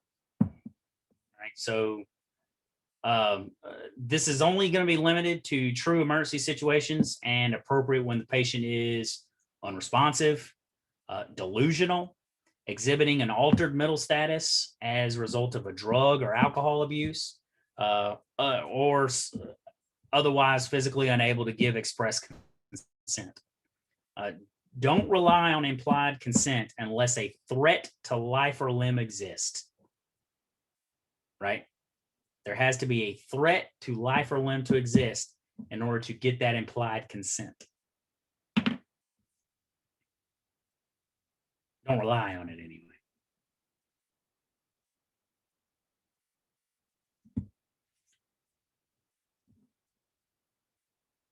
So the principle of implied consent is known as the emergency doctrine. And this allows, this doctrine allows EMS personnel to act in critical situations without danger of recrimination. The exact situations or conditions that represent a serious life to threat may be unclear, and it may become a legal question later on. So the use of the emergency doctrine may result in legal proceedings, and it's going to be in medical legal judgment against you in some of those acts. Like we talked about, though, we can a lawsuit can be filed. Whether it's held against you or not is up to you, knowing that you were on your stuff and things like that. So it should be defended by your best efforts to obtain consent and thoroughly documented PCR. That's why we do, AVPU, right? That's part of AVPU. We're trying to make sure that if we're going to get that consent, this is how we're going to do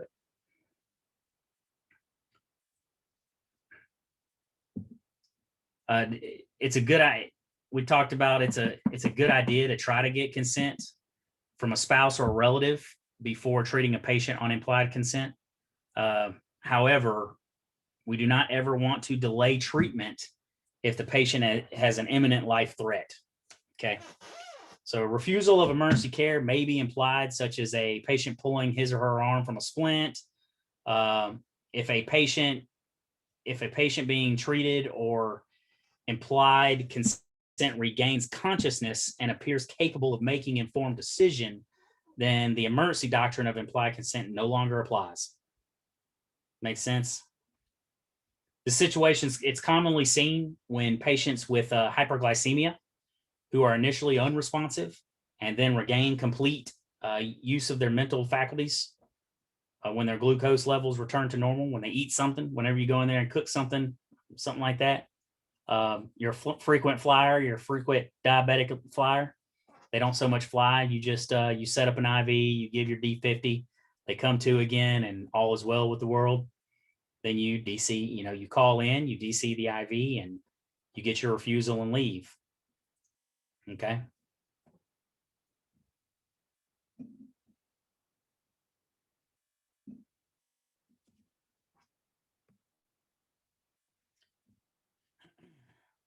So something else, minors and consent. Because a minor might not have the wisdom or the maturity or judgment to give valid consent, the law requires a parent or a legal guardian to give consent for treatment or transport when available. So in every state, a parent cannot be reached to provide consent. Then a healthcare providers, they're allowed to give emergency medical care to a child.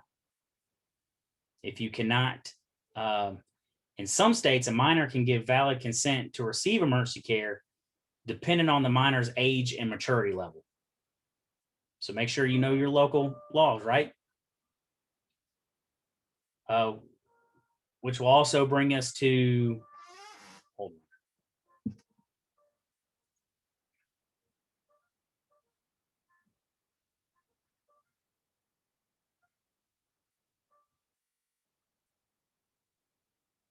Cut it a little short. I don't know if y'all can hear that. We have retreat in the background playing outside. Certain service will ding after giving D50. Certain services refuse after getting refusals anyway. After you have so many refusals, they'll ding you. I know that.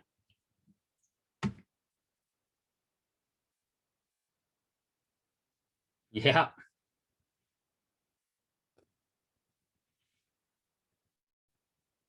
All right. So let's talk about a little something called emancipated minors.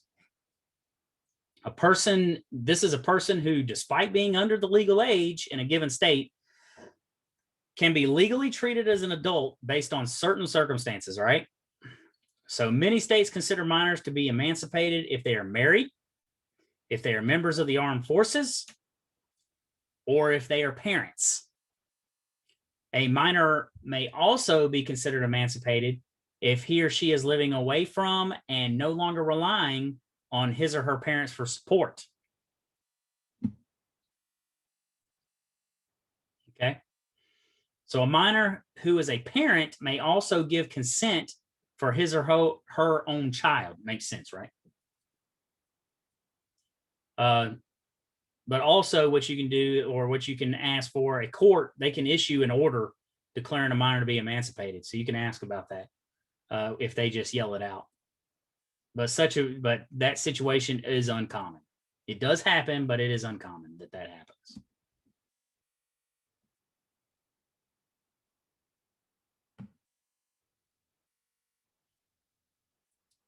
All right. So next, in loco parentis. We'll talk about that. So the principles may apply in school, daycare, or summer camp if a parent's unavailable. So if you have to respond to any of those, the school administrator or the daycare director may make treatment and transportation decisions on behalf of that minor. I've been on scenes where they're like, hey, we're trying to get a hold of the parents now. Okay. Whereas that may be well and good. Do not delay that care. You do not want to delay that care if it's that the delay could cause further harm. So you want to make every effort to immediately get contact, but if you can't, like I said, don't delay that care. State laws generally don't permit a parent or a guardian to deny treatment to a minor. So a failure of a parent or guardian of such treatment may constitute as neglect. So that's something to think about there. If confronted with that circumstance, though, then you can notify law enforcement and med control. Actually, you should notify law enforcement and med control if that happens. Okay, because you are a patient advocate, right?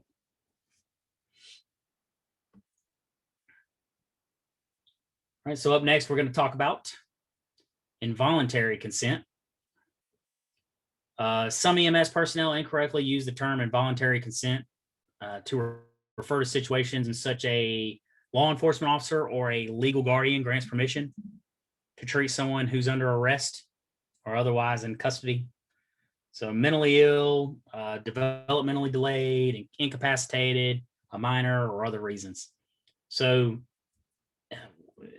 involuntary consent, it's an oxymoron, because consent can never be involuntary. Makes sense, right? So people under arrest or in prison do not necessarily lose their right to be involved in medical treatment decisions. Okay, it's a big difference between that's a big difference between saying take a ride with us or take a ride with them. That's not what we're saying. They're saying that police officer can't say, nope, you're getting this done. They still, if they are competent enough to make that decision on their own, then they can still make that decision on their own. Now we've had this situation before. If a law enforcement officer directs you to treat a person that's under arrest, you should still follow the informed consent guidelines. Always. That's safe, right? That's safe. So if a prisoner refuses that treatment, what are you going to do next? Call med control.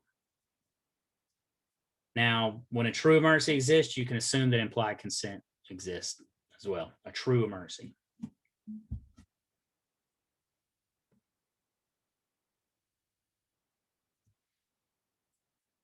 So up next, forcible restraint.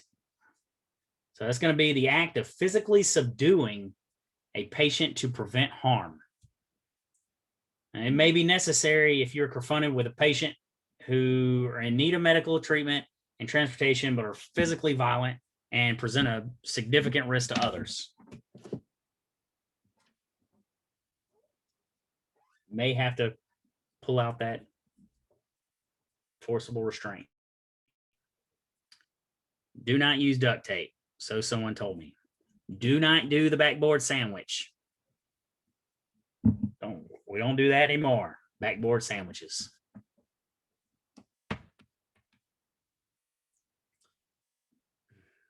You can be held in you can be in just as much trouble as that police officer that that causes positional asphyxiation.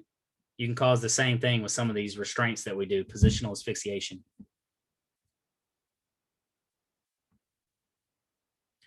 So forcible restraint is legally permissible if you believe that the patient is a threat to himself or others. Consult medical control for any type of authorization for that. In some states, only a law enforcement officer may forcibly restrain them. Okay, so make sure that you understand the local laws. Restraint without legal authority exposes you to potential civil or criminal penalties, as you know. Restraint may also, it can only be used in circumstances of risk to the patient, yourself, and others, like we discussed before. Your service should have clearly defined protocols pertaining to situations involving restraint. We used to train on the aircraft. We used to train on it quite a bit. At least once every flight, we would train on physical restraint because of the liabilities that come with it.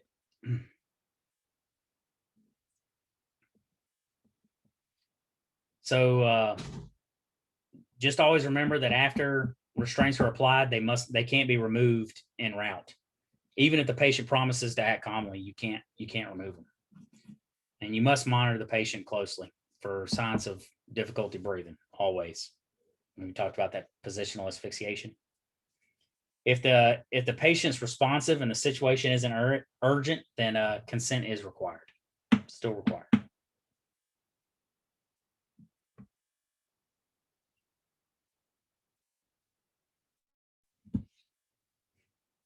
All right, that's what we're gonna do. We're gonna take a 10-minute break.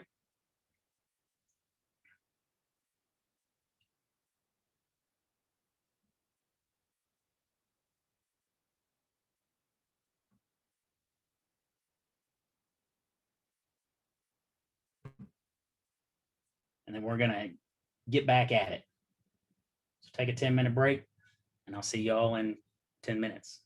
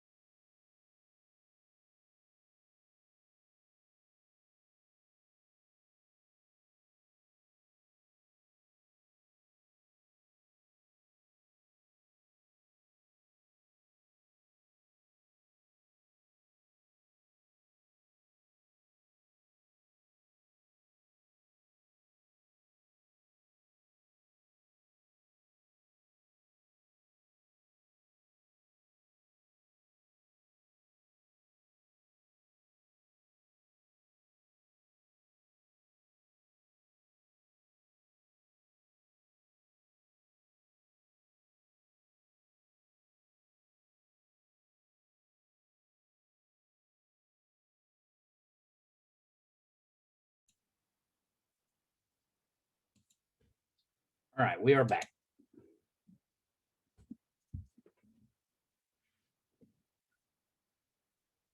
Take it everybody had a phenomenal 10-minute break.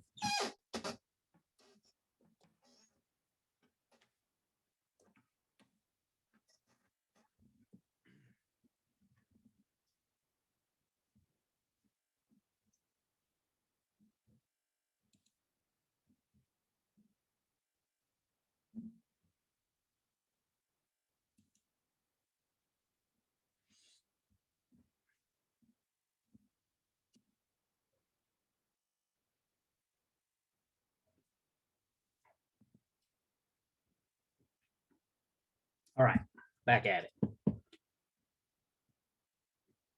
So what we'll talk about next is the right to refuse treatment. Okay.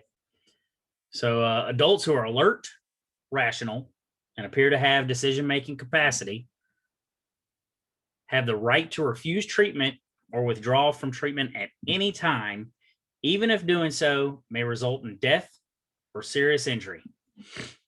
Okay. So such patients present you with an ethical dilemma, though, right? Should you provide emergency medical care against their will, or should you leave them alone? Okay.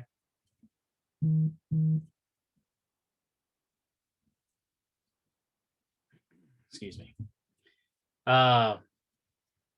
Calls involving refusal of treatment are commonly litigated in EMS and require you to proceed very cautiously. So make sure you know you're definitely know your protocols. And what do we do if we come across that situation and we're not sure what to do? Who do we call besides the Ghostbusters?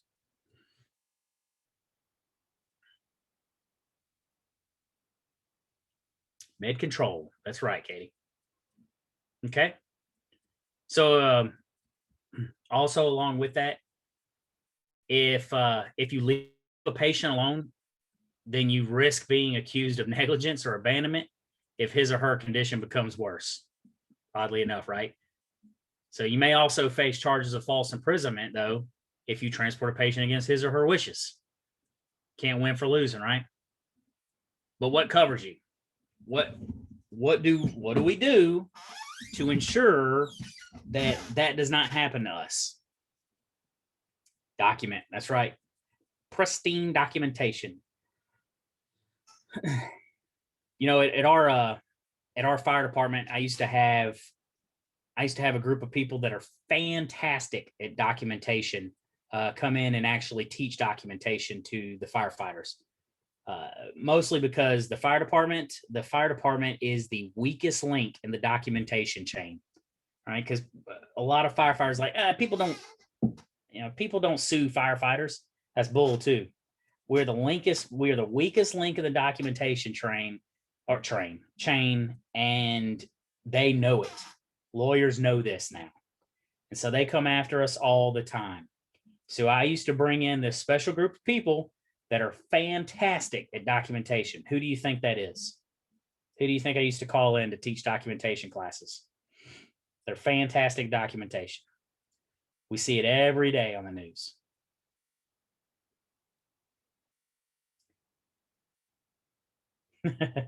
No, well, a lawyer they are good, but even better than a lawyer. Police department. Nurses. You ever seen nurses documentation? Come on, man. Wait till you do some of these clinicals. You'll see. No, so police officers. Police officers are fantastic at documentation. Have you ever pulled a rec report or any of your rec reports from a reputable police department? Let's say that. Let's go that far. A reputable police department. So they are fantastic documentation. They're really good at it. They're really good at it. So we used to have the police department come in and teach documentation to our firefighters.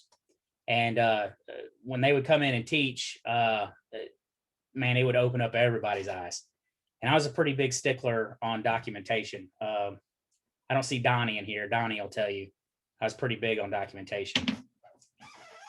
We went from having documentation such as this is an actual IMPERS report that I read on a motor vehicle accident with a death. Showed up on scene, or I'm sorry, arrived on scene to bad wreck. Patient was dead. Coroner came, police came, fire department not needed. Out. Fire department cut deceased patient out, left scene. That's it, literally. Cut deceased patient out, left scene. Okay. No, how they checked, how it happened, nothing. Crazy.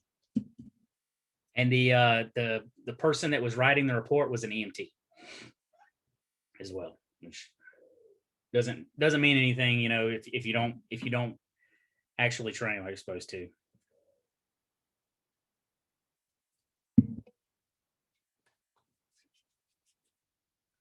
Yep.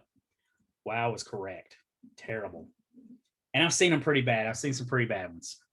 I've seen some that make the news and then read the report and just no, unsat.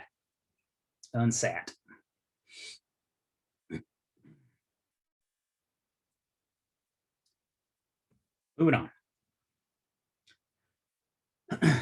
So if a patient refuses treatment or transport, then you must ensure that he or she understands the potential risks, benefits, treatments, and alternative treatments. You must put that in. It's actually on, it actually should be on your refusals, on your patient care refusals. Those statements of some sort should be on there to kind of serve not only as something for them to read, but something for you to read as well. Okay, and abide by. So to refuse, the patient must be alert and oriented to person, place, time, and event. That is what? Person, place, time, and event. What are those? What do we call that? Anybody tell me?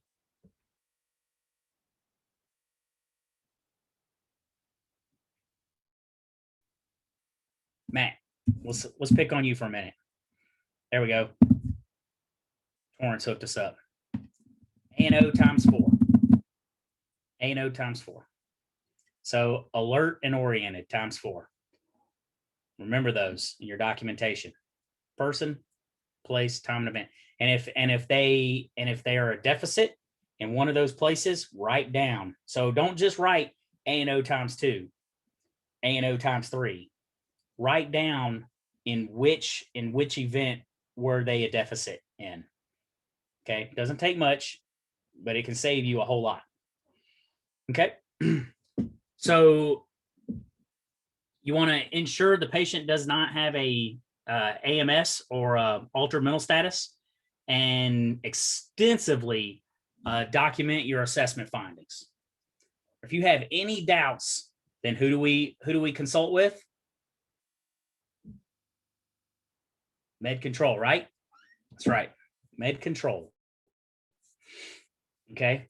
So the most prudent approach is to inform the patient in a calm, sympathetic manner of the possible consequences of refusing treatment. Okay. So automatically just being like, hey, if you refuse this, you're going to die. That's probably not a good way to, that's not a calm, sympathetic manner. So you give them the possible consequences of refusing treatment. And this is where you get good with your words. You get good with your pathophysiology as well. Keep in mind that many people who refuse medical treatment do so out of fear and emotional distress. So, and you need to recognize and manage the patient's stress in an understanding way. So because we're patient advocates, right? So patients often refuse treatment and transport to the hospital because of concern for the cost associated with the ambulance and hospital treatment. So there are things that you can say to kind of help ease that. It does cost a lot sometimes. Not everybody wants to pay $5 for the rest of their life and their family's life.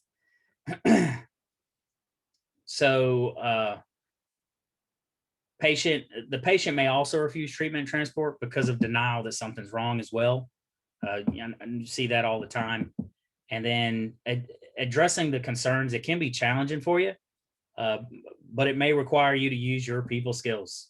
So make sure that you learn those people skills. And the only way to learn those people skills is to do it often, right? Speak often, communicate often.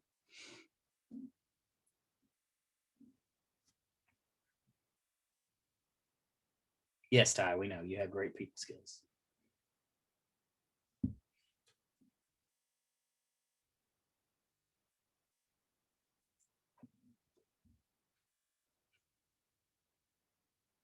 Now, when you were at Poplarville or riding out of Poplarville, Barnes was your partner most of the time, right? Was it Barnes or Tony was your partner most of the time? Ty. Tony had awesome people skills. Barnes did too. He had good people skills as well. That dude pulled some overtime. Yeah, Tony had great people skills.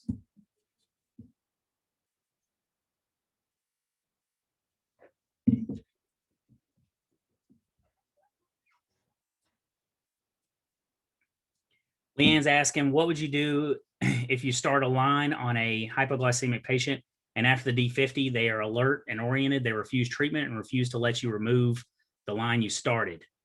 I've been told, so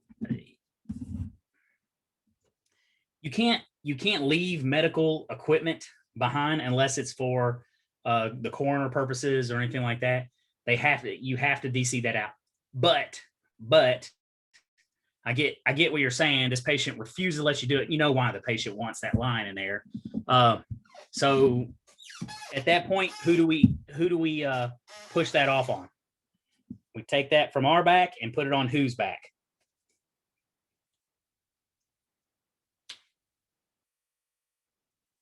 Oh yeah, absolutely. Med control.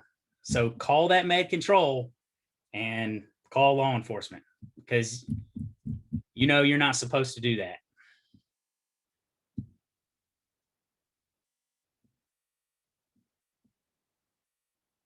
Like, supposed to leave equipment behind.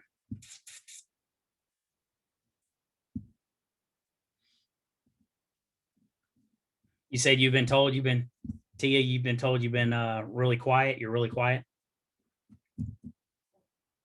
Is that a shy thing or just because you're usually quiet? Shy? You'll get over that. after so long of doing this and running into so many people, you will definitely no, Ty. No, absolutely not. You're not. Yeah, you'll definitely get over it. And it helps build your confidence up too. If you've ever had any issues with being assertive, this is your best chance to be able to get that. But assertiveness usually comes with confidence. Confidence, you usually should be competent in what you're doing. So there's no doubt in my mind that once you become confident in yourself and your skills and ability, then you will learn to be a more assertive medical professional, non-medical professional, I suppose. But yeah, it'll really help you out. I was pretty reserved before I became a firefighter. Now I don't even know what that is. I don't know what, being reserved is. I'm pretty outspoken. So I've been told. All right.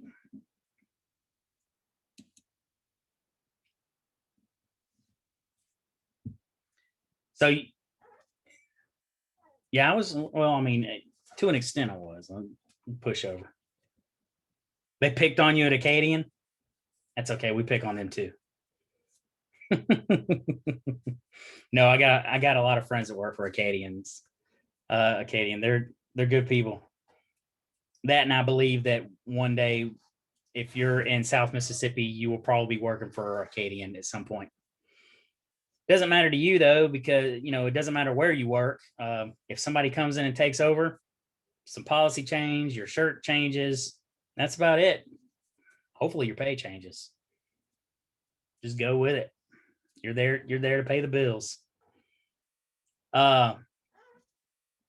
So let patients know that your chief concern is their well-being, and tell them that it's all right to change their mind, because it is. Urge patients to seek further medical evaluation from a physician of their choice, and then help them make concrete plans for a follow-up. You put that in your documentation. And then some patients will consent to treatment, but refuse transport, such as what we talked about with your diabetic patients. If a patient refuses transport, then try to make sure someone will be with them after you leave. Okay, try to make sure of that. I know a lot of times you come across patients that live in the home by themselves or what have you. Although adults have the right to refuse treatment for themselves, state laws generally do not permit a parent or a legal guardian to deny treatment to a minor, like we talked about earlier.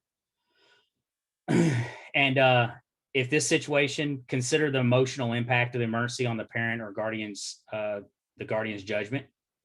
When we talked about that competency level, if they're freaking out, that plays into that rationality, that rational decision making.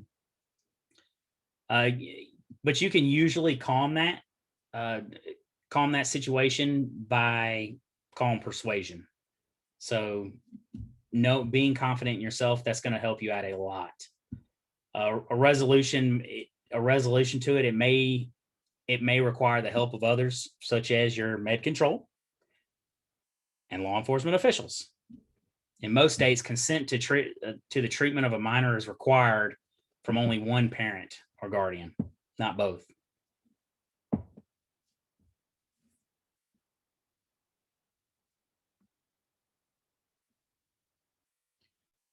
Now, if you're unable to obtain consent, then carefully document your assessment findings, all of your assessment findings. Your assessment findings should include, or will include, let's say will. We'll talk about things like that. Will means you will do it. Shall means it's about the same as saying you will do it. It's just a lesser form of will. Shall is. Should mean you should do it, but you can make that decision.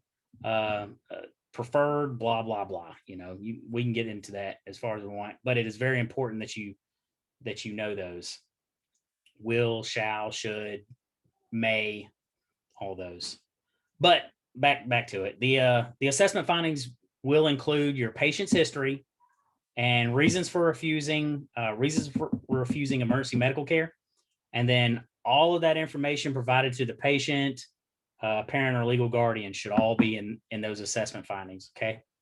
So note how much time you spent attempting to provide emergency medical care.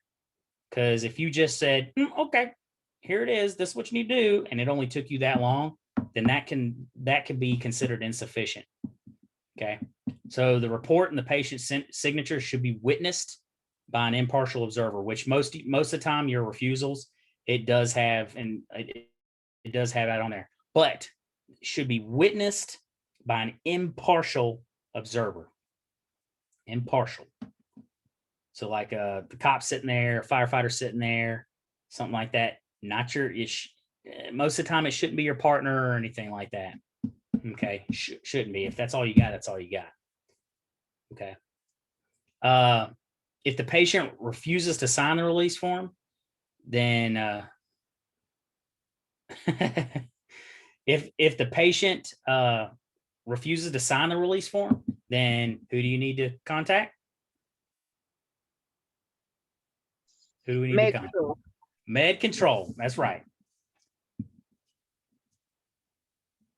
And then thoroughly document the situation and the refusal. Report that, like you said, to med control, and then make sure you follow your local protocols. Firefighters know how to sign their name. Well, in some of them, it actually says bite here, and then we can usually do that. If there's a crayon involved, we're pretty good at we're pretty good at being able to make a signature.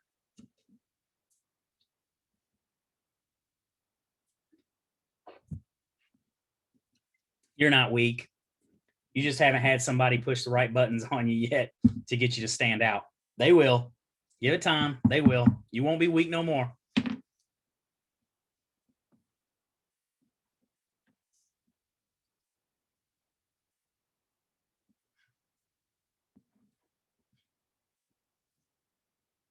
The blue ones.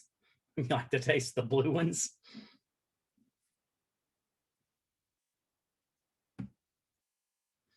All right.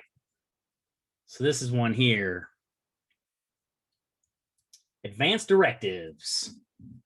So an advanced directive is a written document that specifies the desired medical treatment for a competent patient should he or she become unable to make decisions. It is a slippery slope sometimes. Also commonly called a living will. And it may also be referred to as a healthcare directive. It specifies that it is to be done in specific situations and are most commonly used when a patient becomes comatose, right? So living wills, DNR orders, and organ donation orders are all examples of advanced directives, right? So living wills, DNRs, and organ donation orders are all examples of advanced directives. Do not resuscitate orders give you permission not to attempt resuscitation. Okay. To be valid, though, DNR orders must meet the following requirements. Clearly state the patient's medical conditions. Oh, I know. Family will, Katie said, family will still argue against those. Both ways at that. They will argue both ways at that.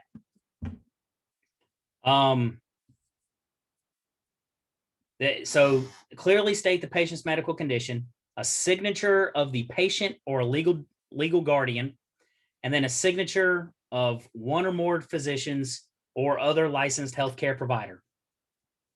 Okay. A signature of one or more physicians and other licensed healthcare provider. In some states, DNRs contain expiration dates. Make sure you check that. That's a big one right there.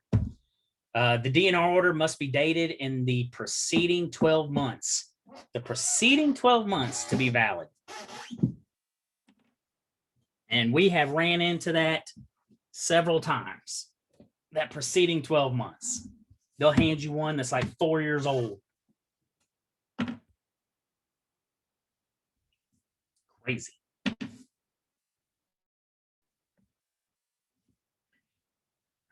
All right, so even in the presence of a DNR order, you are still obligated to provide supportive measures, oxygen, pain relief, and comfort to a patient who is not in cardiac or respiratory arrest whenever possible. What do we call that kind of care? Does anybody remember what we call that?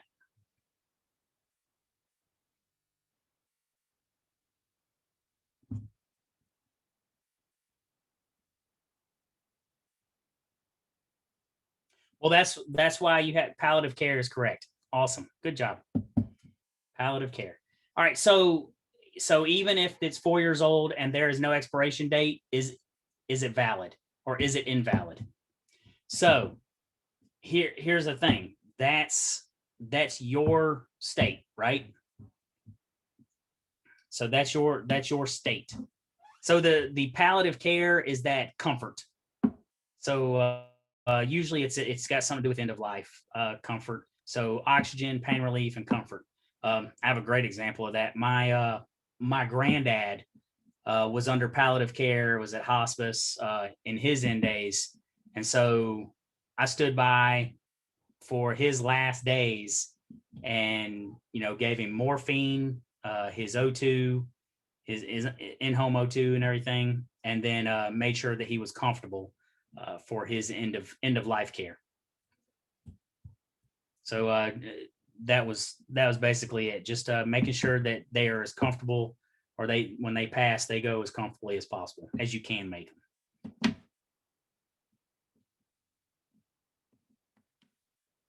The long and short of it, anyway.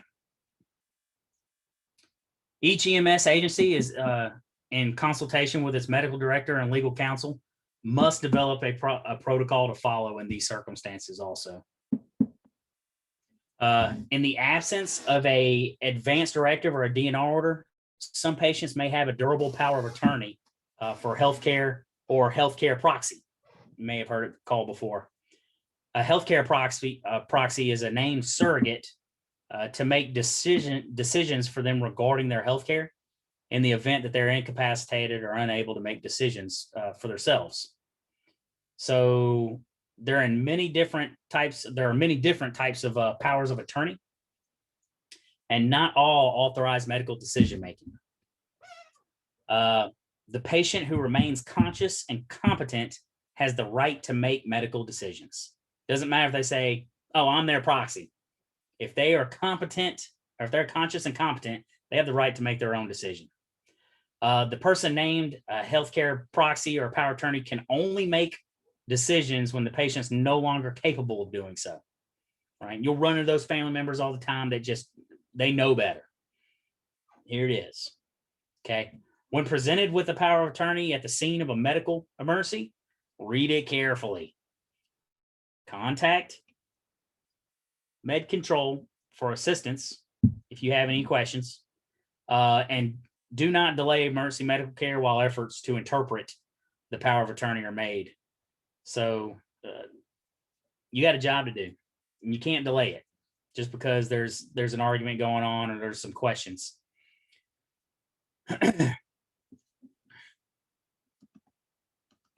So because of placement in nursing homes, hospice programs, and other health programs, you may be faced with this situation pretty often.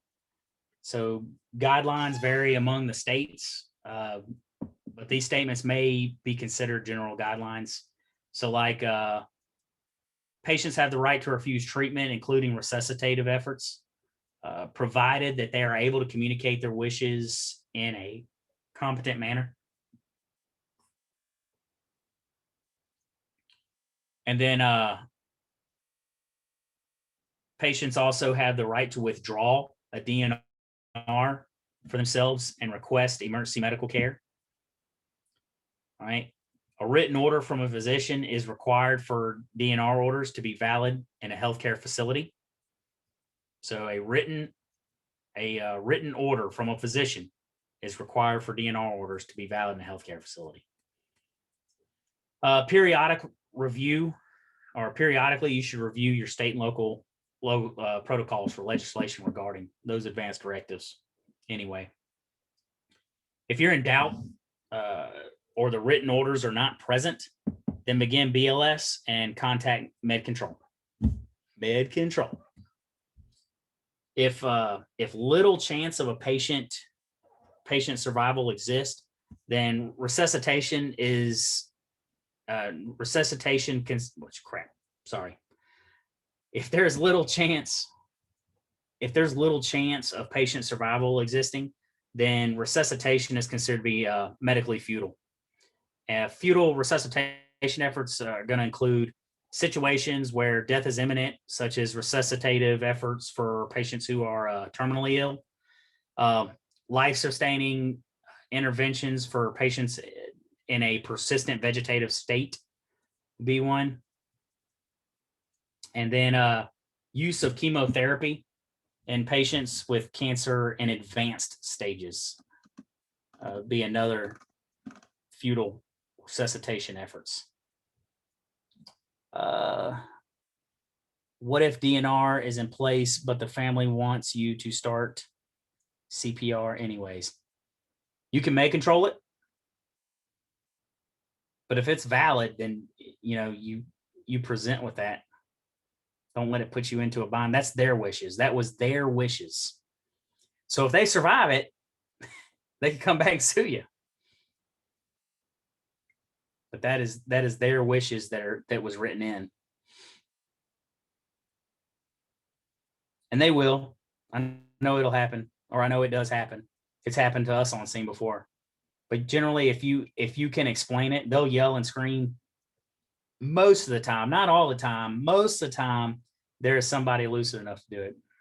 Yeah.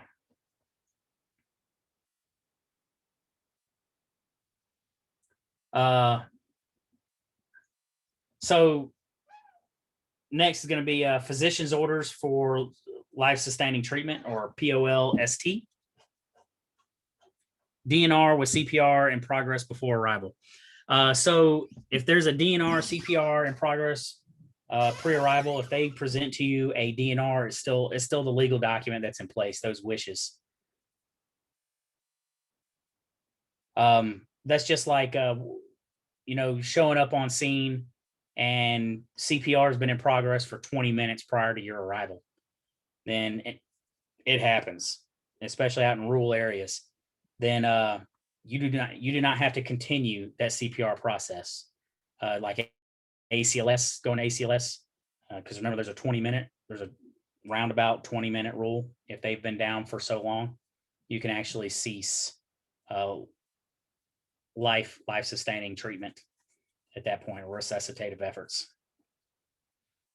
We've been on scenes before where we've sat there for 20 minutes straight time trying to get something back and was unable to, so we ceased while on scene several times, right?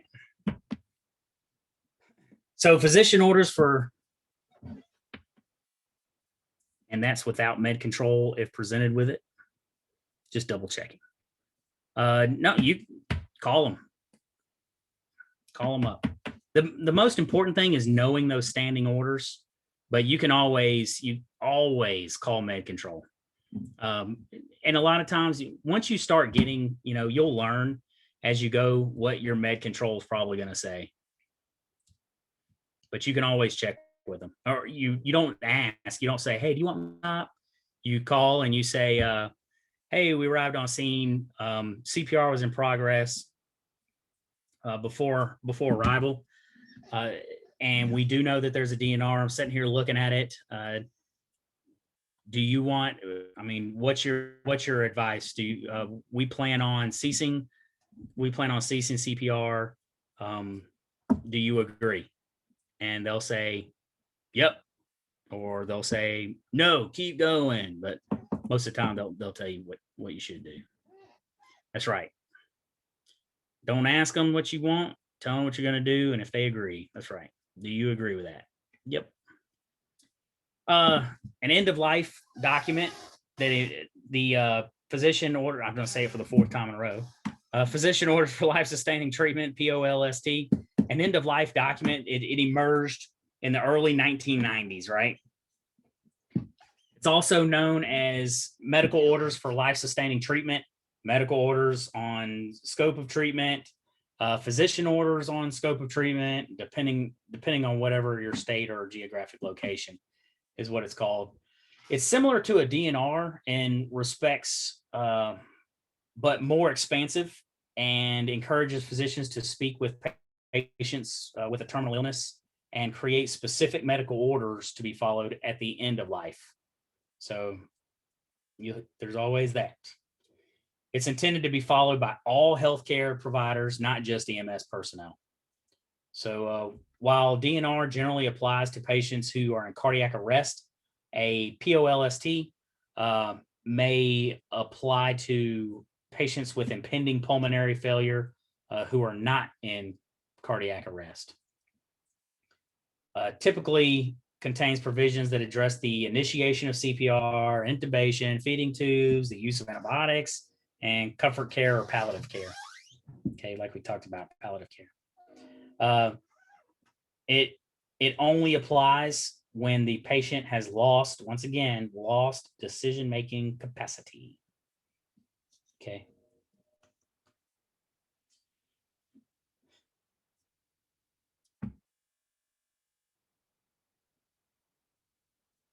Moving on.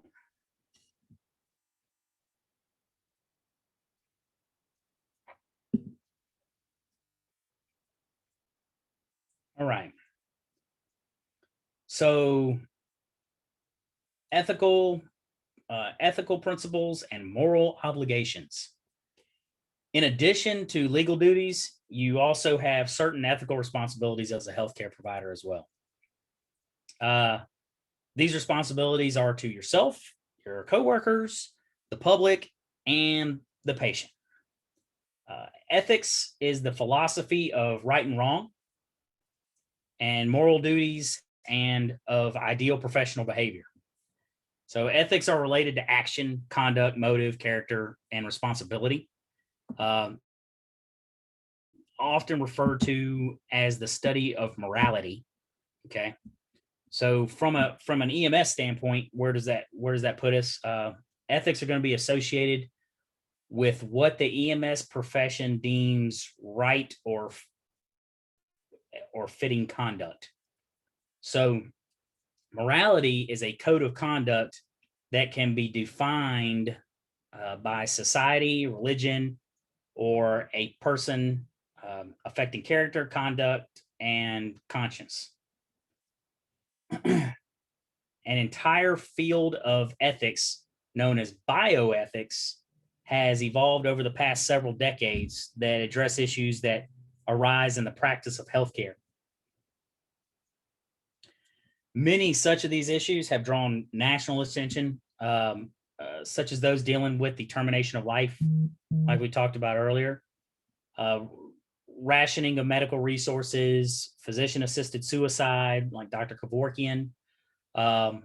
Ethical issues are present in nearly every EMS incident. Treating a patient ethically means doing so in a manner that conforms to professional standards of conduct and keeps the patient's best interest, being that patient advocate, at the forefront of all of your decision making. Applied ethics refers to the manner in which ethical principles are incorporated into professional conduct.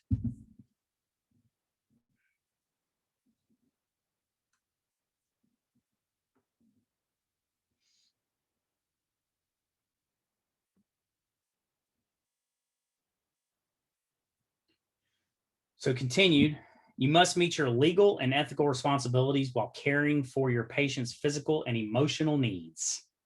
In most cases, an existing rule, law, or policy will guide your decision-making and your actions. As a professional, you're bound to follow all such rules, laws, and policies, even if those rare circumstances where your own personal sense of ethics might lead you to a different result. Okay. Absolute honesty in reporting is essential. Keep accurate records. Maintain mastery of skills to provide the best level of care, like we've talked about. Ethical conflicts may arise during your work as an EMT, most definitely. So medical futility becomes an issue when faced with a situation in which attempts to provide life support may be futile due to location. Allocation of resources, such as in a triage situation.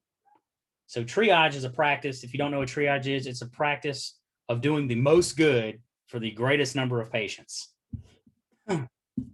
This practice means making the decision to leave patients who may have been viable under other circumstances. Some other things that conflicts may arise at is professional misconduct, and then economic triage or patient dumping is where you may have issues. Economic triage meaning, for money, economic, for money or for the cost or what have you, cost recovery, things like that. So failure to meet ethical or legal or ethical standards, it may result in you being charged civilly, criminally, or both. The best legal protection is performing an appropriate assessment and providing emergency medical care that is safe, effective, and competent, coupled with accurate and complete. So your documentation needs to be accurate, complete, and good to go. If you need to, you can seek legal advice for it. Stay up to date on your skills and information, be the best way to do it. And then if you treat the patients with the same consideration and respect you would give a close family member, then generally you won't have any issues.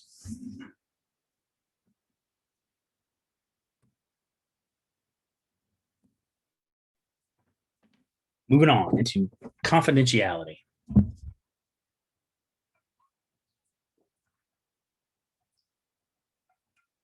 So something I see on social media by first responders quite often is you're working on an ambulance or you're working for the fire department or what have you, and let's say you go to a wreck that most likely involved an intoxicated driver. I'm not saying this specific, but I'm just talking about an example. An intoxicated driver, there was a death in the wreck and what have you. So you finish this extrication or you finish this wreck and all this chaos and from this big terrible calamity that's just happened, and somebody's lost their life as a result of somebody else's stupidity, what have you. So you leave the scene, you get back to the station just recently, and you post on the internet, please be careful of the decisions you make, because something to that effect. Please be careful of decisions you make to drink and drive. You may kill somebody. The results may be traumatic for yourself or somebody else's family. Just worked a wreck that was terrible. Somebody died due to possible drinking and driving. Things like that. Do depending on how that turns out, that could be considered a confidentiality issue or a HIPAA violation, depending on what happened. If somebody can tie you back to that scene and you mention that somebody died or somebody was severely injured or anything like that, that can actually draw it all the way back to a HIPAA violation, and you could wind up losing your job. And a lot of you may already know that, but there are some people that do not know that. They will post up, something to that effect, not out of ill will, but just telling people to be safe because this is what you've experienced. And that could actually get you in trouble. So best rule of thumb is don't post it. And another rule of thumb is if you feel like you absolutely have to post it, you need to run it through your supervisor first. Take that off your back, put it on somebody else's. Always ask.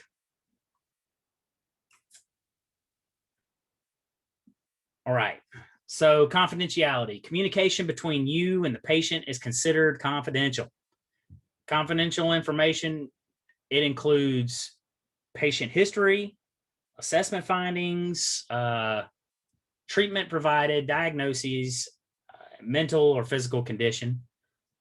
You cannot disclose information regarding a patient's diagnosis, their treatment, mental or physical condition without their consent. If you do, you may find yourself liable for breach of confidentiality. Okie dokie. In most states, patient records may be released if the patient signs a release. The patient must be mentally competent and fully understand the nature of the release. And then another is if a legal subpoena is presented, and that can happen.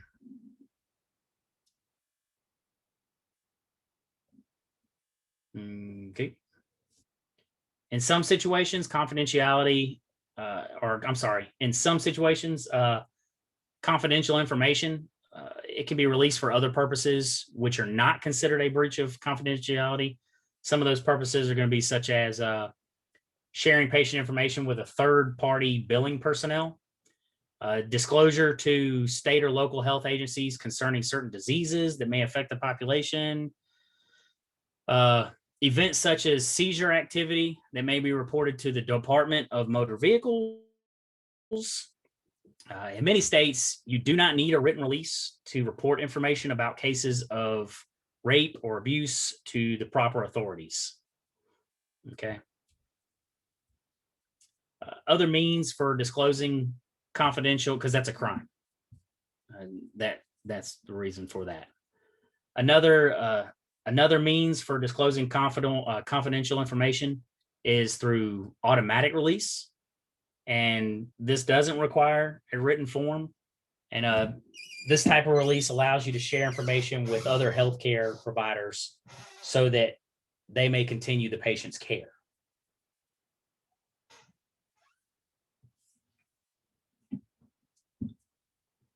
But they have to have a need to know, right? They have to be in the line of the patient's care.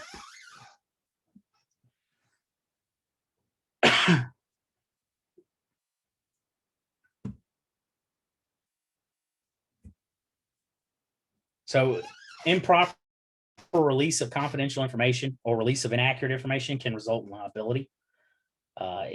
Invasion of privacy is the release without legal justification of information about a patient's private life that may reasonably expose the patient to things like ridicule, notoriety, or embarrassment. It doesn't matter if the information is true or not. These statements, whether they're verbal or written, are made with malicious intent or reckless disregard for the accuracy of the statements. Breaches of confidentiality may also result in charges of libel or slander. Doesn't matter if it's true or not, right? Because what was libel and slander? Libel is written, all right, and can harm, can cause reasonable harm to reputation or anything like that. And then slander is verbal. To protect yourself, document only objective findings and omit personal opinions. Omit personal opinions, not admit. Omit. Do not give information to anyone other than other healthcare professionals directly involved in the patient's continuum of care. Briefly, but to family members and all that, briefly but politely explain to others, such as family members and concerned friends, that you can't give out information regarding the patient's condition. And it happens all the time. You can actually, that can come back on you and bite your butt, because you came home and you told your wife, guess what happened? Guess what I saw? Or your girlfriend or your husband or your boyfriend or what have you, or a friend sitting around at the garage after shift drinking a beer. Guess what I saw? That, or guess what happened? That's automatically you've had that breach there. And you can explain it a million times if that family member, not everybody knows like you do, that family member go back, tell somebody else, so on and so forth. You know where I hear it the most? This is where I hear this the most. Anybody goes to church and takes prayer requests. Oh my goodness. Some of the stuff that pops out of them mouths during prayer request hour is crazy. So pay attention to it if you do go to church next time. Do that, or Google it on. I'm sure there's YouTube videos of prayer requests during church that you could probably find. If not, just find one of those televised Baptist churches and listen to it. They do the prayer request, and there's a whole bunch of HIPAA violations being thrown everywhere.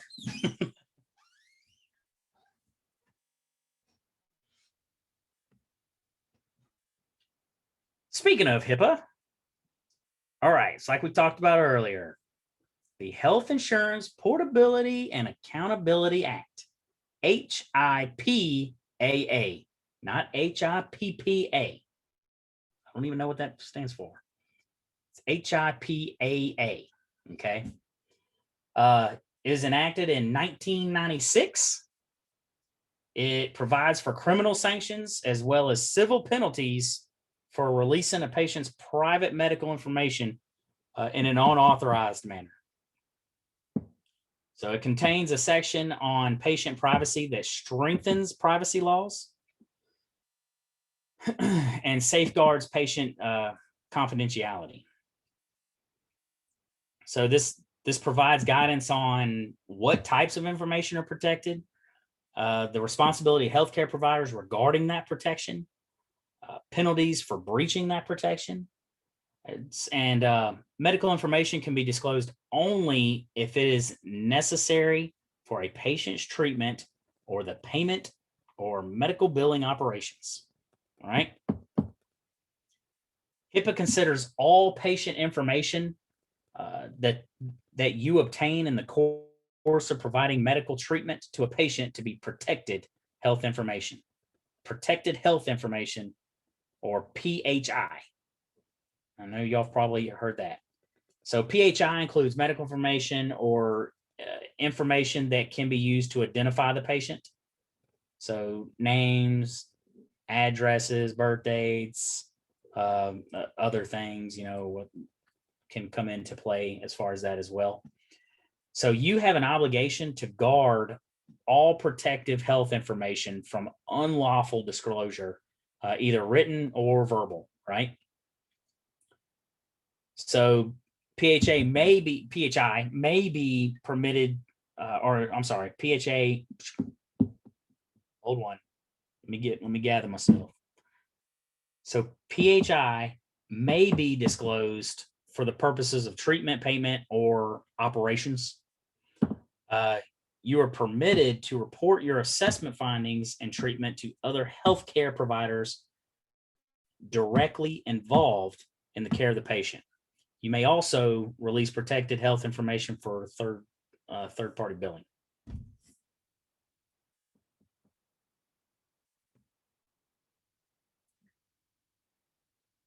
All right. Records and reports. You should compile a complete and accurate record of all incidences in which you come into contact with sick or injured patients. Such a record is an important safeguard against legal action. The absence of a record or substantially incomplete record may mean that you have to testify about the events, your findings, and your actions by relying on memory alone, which if it's like mine, you forget about it, which can prove to be inadequate or embarrassing in the face of aggressive cross-examination. You want a good example of that?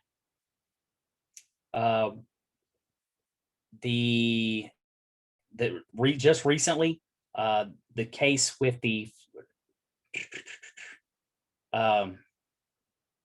hold on, I don't know why I just had a brain pausing event. So one good example is the George Floyd case.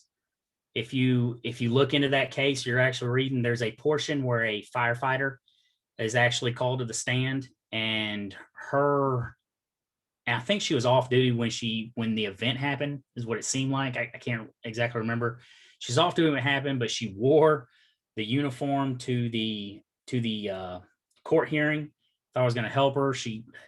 Her remembrance of the situation, what she said, her documentation of it. She refused to look at any of that, and she messed it up. It was pretty bad.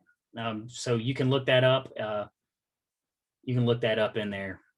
It was a pretty bad instance of not looking at what you wrote down, not referring back to your report. It was pretty bad. So if you get a chance, take a look at that. It's the Derek Chauvin case, firefighter takes the stand or something like that.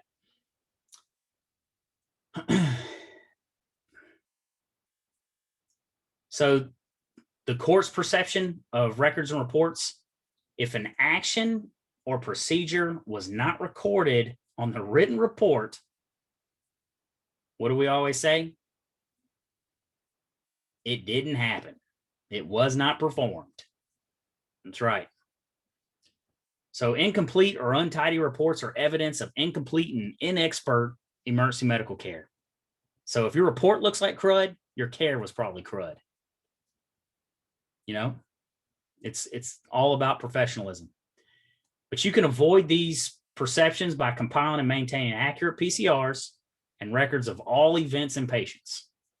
PCRs also help with EMS systems evaluate individual and service provider performance as well. So PCRs are integral. They're integral for the most of your quality assurance programs. If you ever have to deal with that. Data extraction from PCRs is also used to conduct pre-hospital emergency care research. So I know at one point, our service down here, where the national average for a cardiac arrest event was like, I want to say it was like 12% survival rate, national average. In our area, it was 30% survival rate or for our area average. So, I mean, and that was from, those numbers were pulled from PCRs. And it was very valuable data to show that what was happening was being done correctly. So that's how we do the quality assurance programs part of it. The National EMS Information System, or Nemesis, is a tool for the EMS profession.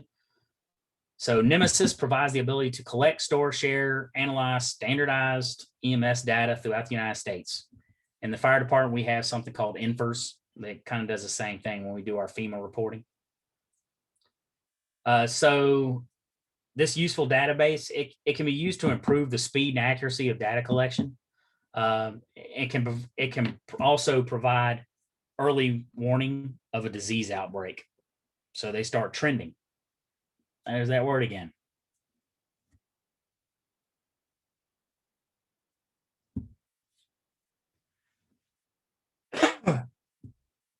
All right.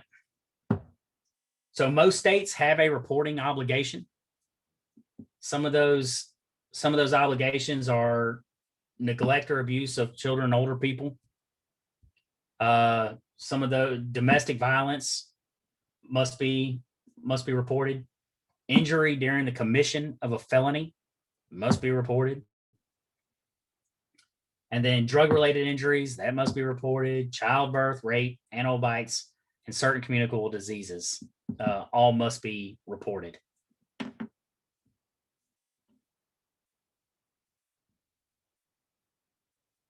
So the injury during commission of a felony, or specific injuries considered to be of suspicious origin. So specific injuries considered to be of suspicious origin, such as like stab wounds or gunshot wounds or something like that, right?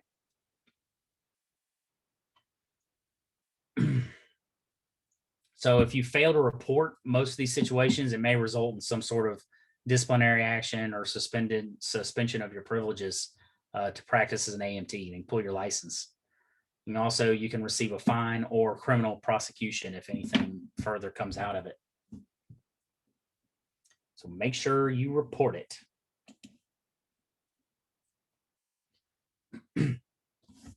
So the scene of a crime, if evidence is present at the emergency scene that indicates a crime may have been committed on the scene that you arrive on, then you must notify the dispatcher immediately so that Leo or law enforcement officers can respond. Makes sense, right? You would think so. Such circumstances as this, it shouldn't stop you from providing necessary medical care, but your safety does take priority. So if you need to back out, then you may need to. Now, if the patient shows signs of obvious death, then take necessary precautions not to disturb the crime scene. Obvious signs of death, right? Because you don't want to interfere with the subsequent investigation or anything like that. So at times you may have to transport those type of patients to the hospital before the authorities arrive. While providing emergency medical care, don't disturb the scene of crime any more than it's absolutely necessary while doing this. Make notes and drawings of the position of the patient and of the presence and position of any weapon or other objects that may be valuable to investigating officers. As long as I don't have a picture of the patient, what's something that I can do? Right? Just be sure that you send that picture not to social media, not to your next door neighbor, not to your wife. Send it to a supervisor, send it to a police officer or what have you. Make sure that you have permission to do things like that as well. So check with your local management to see if they would allow that, because you don't want that to come back and bite you in the rear end either.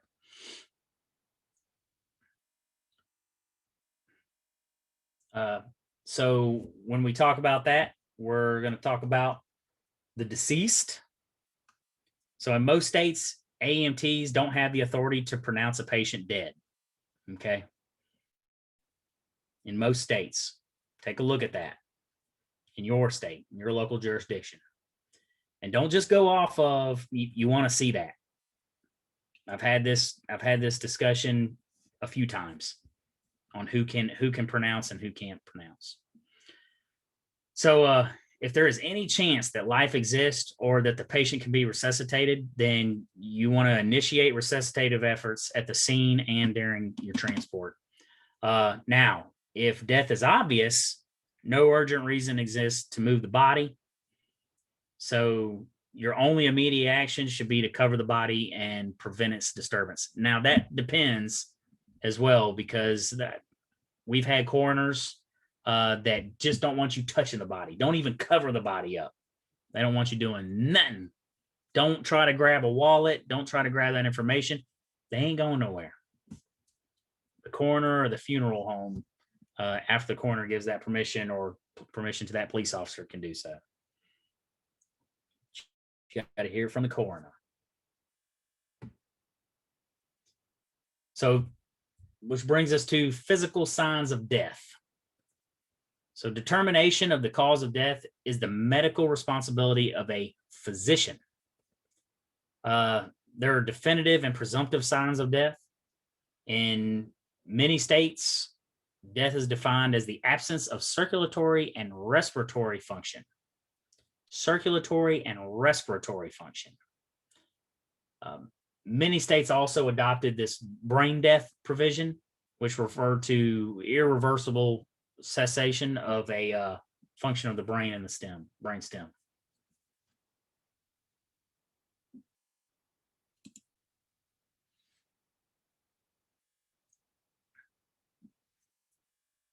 In the absence of physician orders, if the body is still intact and no definitive signs of death are present, then you want to initiate medical care, right?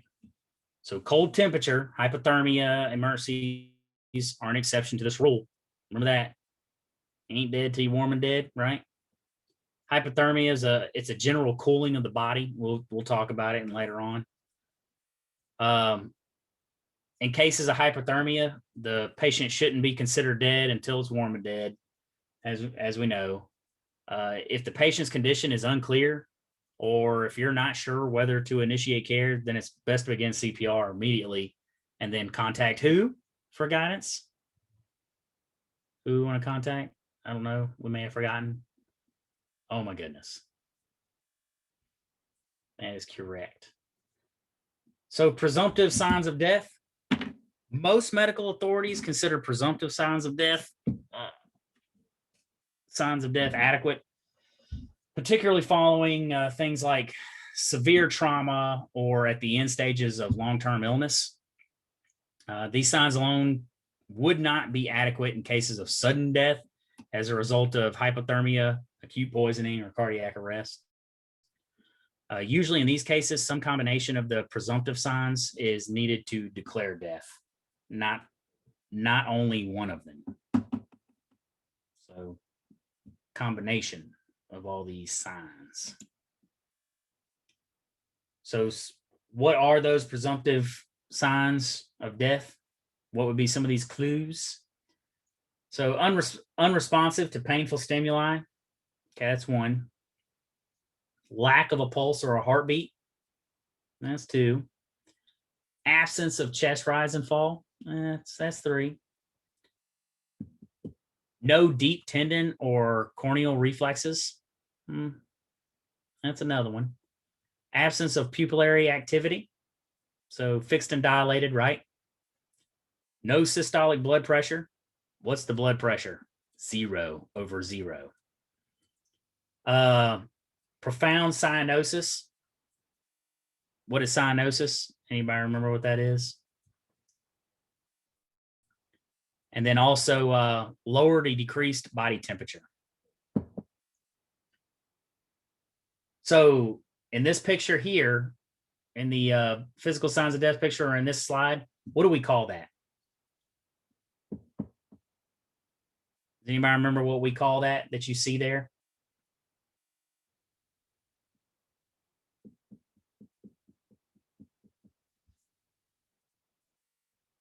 Dependent lividity. That's right. Dependent lividity. All right. So, yep, that's correct too. So definitive or conclusive signs of death that are obvious and clear to even non-medical personnel are going to include obvious mortal damage, such as dismemberment at the waist or the neck, like decapitation. Dependent lividity, which you see here, which refers to it's the blood settling to the lowest point of the body, causing discoloration of the skin because of the blood. You see there where they turn the patient and his handprints are still there, right? Rigor mortis, which is the stiffening of body muscles caused by chemical changes within muscle tissue. That also goes away after a while too. Develops first. Rigor mortis usually develops first in the jaw. So when are you going to see it most likely? Head tilt, jaw lift, jaw thrust maneuver, right? Gradually extending downward. The rate of onset is affected by the body's loss of heat to its surroundings. So a thin person experiences heat loss faster than a person with obesity.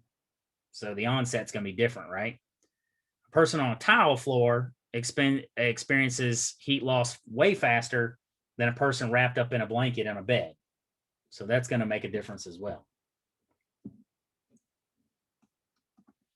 So usually this is going to occur between 2 and 12 hours after death. All right, so the next one is putrefaction, which is a decomposition of body tissue. Smell, right? So that's going to depend also on temperature conditions, and it occurs between 40 and 96 hours after death. So smells. If you're a smells person, you're going to be in for a treat. And so medical examiner cases, involvement of the medical examiner or coroner in some states. depends upon the nature and the scene of the death. In most states, the medical examiner must be notified in the following cases. So those following cases are going to be like the person's dead on arrival, death without previous medical care, or when the physician is unable to state the cause of death, suicide or self-destruction, violent death, poisoning known or suspected, and then death resulting from accidents, suspicion of a criminal act, death of an infant or a child. So when medical examiner or coroner assumes responsibility for the scene, that responsibility supersedes all others, including that of the families. So make every attempt to limit your disturbance of the scene involving a death, if you absolutely can. So after you've adequately determined death based on your local protocols, then remove yourself from the scene as quickly as possible. There's no need for you to stick around. This practice, it's important if the cause of death is potentially suspicious. If emergency medical care has been initiated, then keep thorough notes of what was done or found, that include things like the position in which the body was found, any weapons, medication bottles, or other important objects. You want to make sure that you document that. Anything else related to the scene that you witnessed, you want to document that as well. Surroundings, other people on scene, bystanders, things like anything that seemed off to you, so on and so forth. You want to make sure you're as detailed as possible.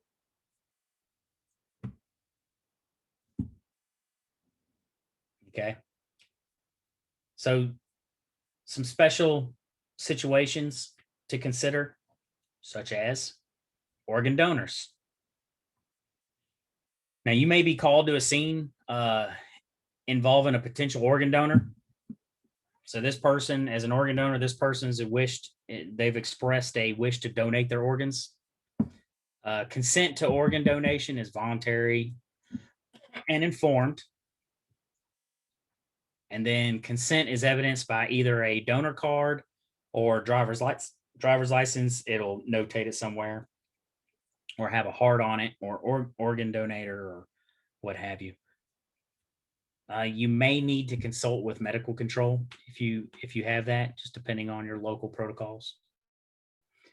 So treat organ donors the same as any other patient. Your priority is to save the patient's life. Remember that organs need oxygen at all times. In a triage situation, the organ donor may require a lower priority than other less severely injured patients.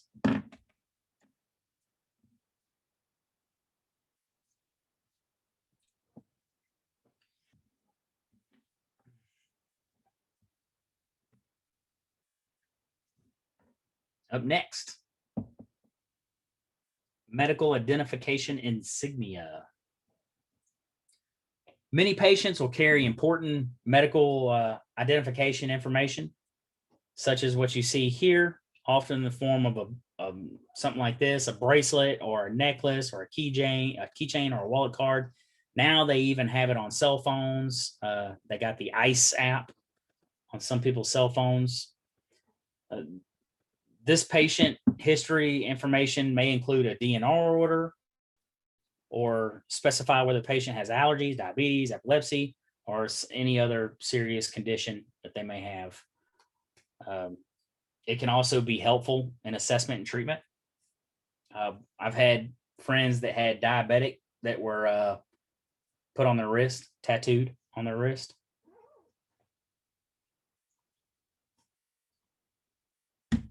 So some of these patients now, they wear USB flash drives that contain important medical information. And that's some things that we're not really looking for. We don't really look for those all the time. Maybe we should. Right. All right. So that was the last thing. Do we have any questions from anybody? I know that was a long one. A very long one. To be only 54 slides.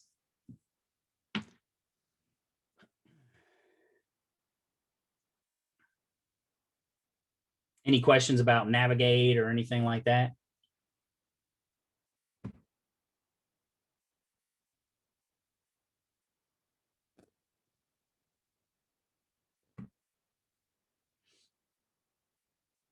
Hold on, I'm trying to.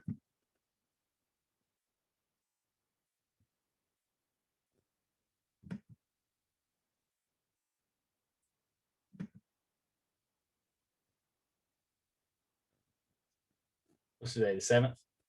Okay. All right, so the next, today's the 7th. We just went over chapter 3, legal and ethical issues. If you looked at the syllabus, you'll see that chapter 4 is not on there, comms and docs, communications, documentation. Now, I will tell you this. Not all the time are all the chapters going to be, we're not going to speak on them because of time, because, time frames, things like that. We went so far into this that you should be able to read those chapters in chapter 4 and take the quizzes on those. Also, don't forget in your chapters 1 and 2 and all that good stuff, if there is a discussion in there, please make sure that we're doing the discussions. But yes, there is a quiz for chapter 4. Read through chapter 4. And then also on the 12th, when we meet back up again, make sure that we're studied up on chapter 5, medical terminology. Okay. So you got quizzes for 1, 2, 3, and 4 that are coming up due, right? And then let's make sure we knock those out. And then on the 12th, we'll be reading chapter 5, or we'll be going through chapter 5. Everybody good with that? Did you look at the discussions? Is that the one Brandon and I did? Just want to make sure. I haven't looked at any of the discussions just yet. I've went through the test. I went through the test and everything, but I did not look at the discussions just yet. Let me see if I can see it right quick. I'll have to log back in.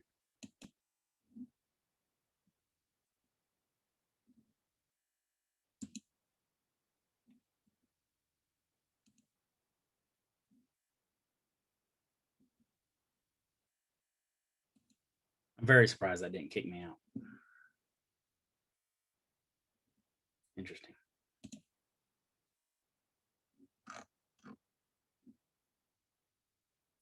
You talking about the discussion, how do you feel your role as an AEMT?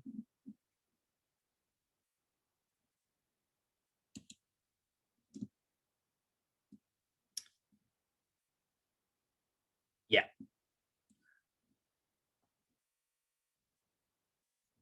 That I don't know just yet. I don't set up the skills boot camp. Generally, the coordinator, the EMS coordinator, will set up the skills boot camp, and then they will let us know the details of it. So as soon as I find out the skills boot camp, I will definitely let you know.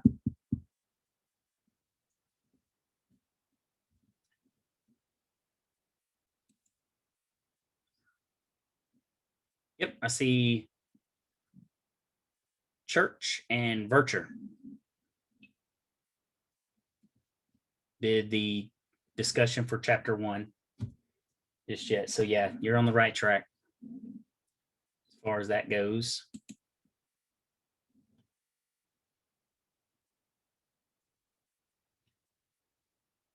Do we gotta stick each other because I ain't trying to get stuck? That I don't know. Why wouldn't you be trying to get stuck? How you gonna stick other people but not expect to get stuck? Hold on, let me move this.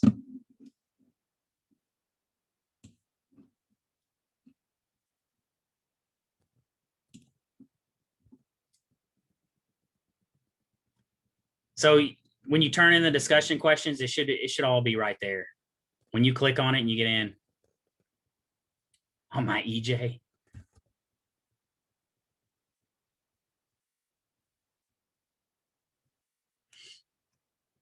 So they have some arms. I think they started getting away from sticking each other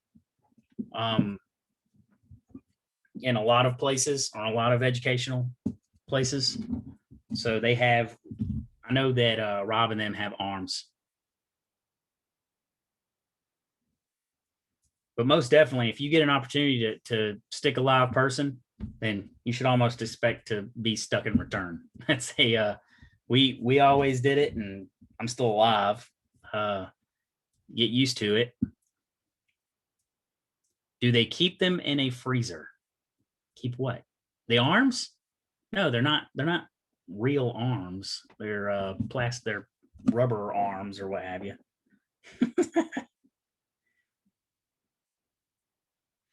Yep, it's a sim arm.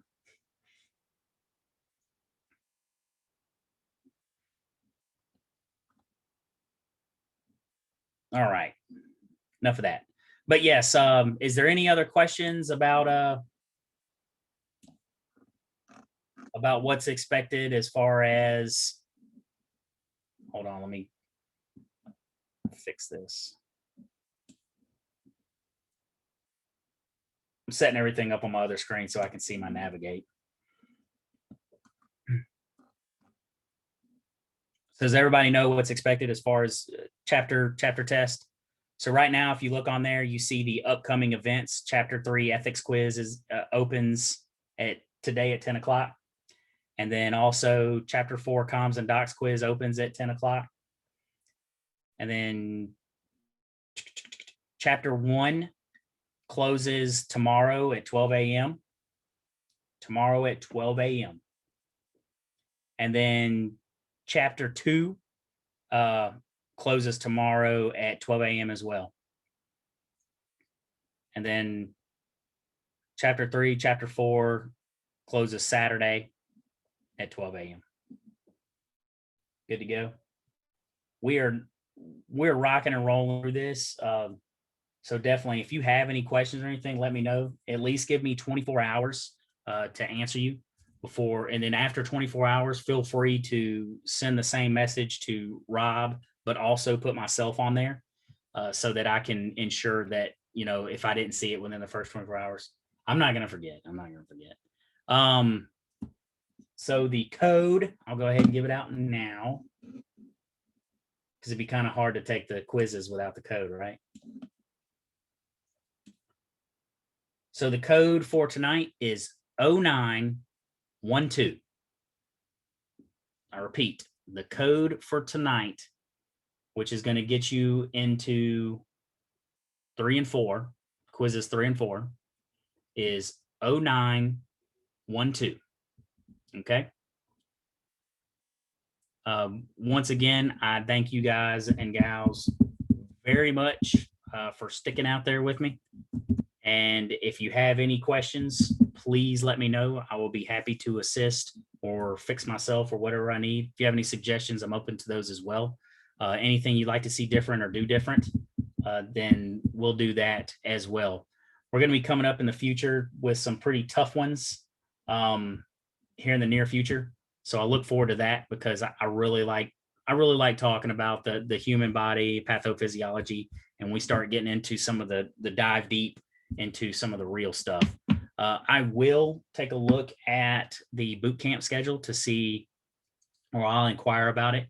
I wrote it down, so I'll inquire about it, most definitely. Again, that code is 0912. Other than that, I really appreciate y'all sticking with me, and y'all have a wonderful night, and good luck to you. You're very welcome.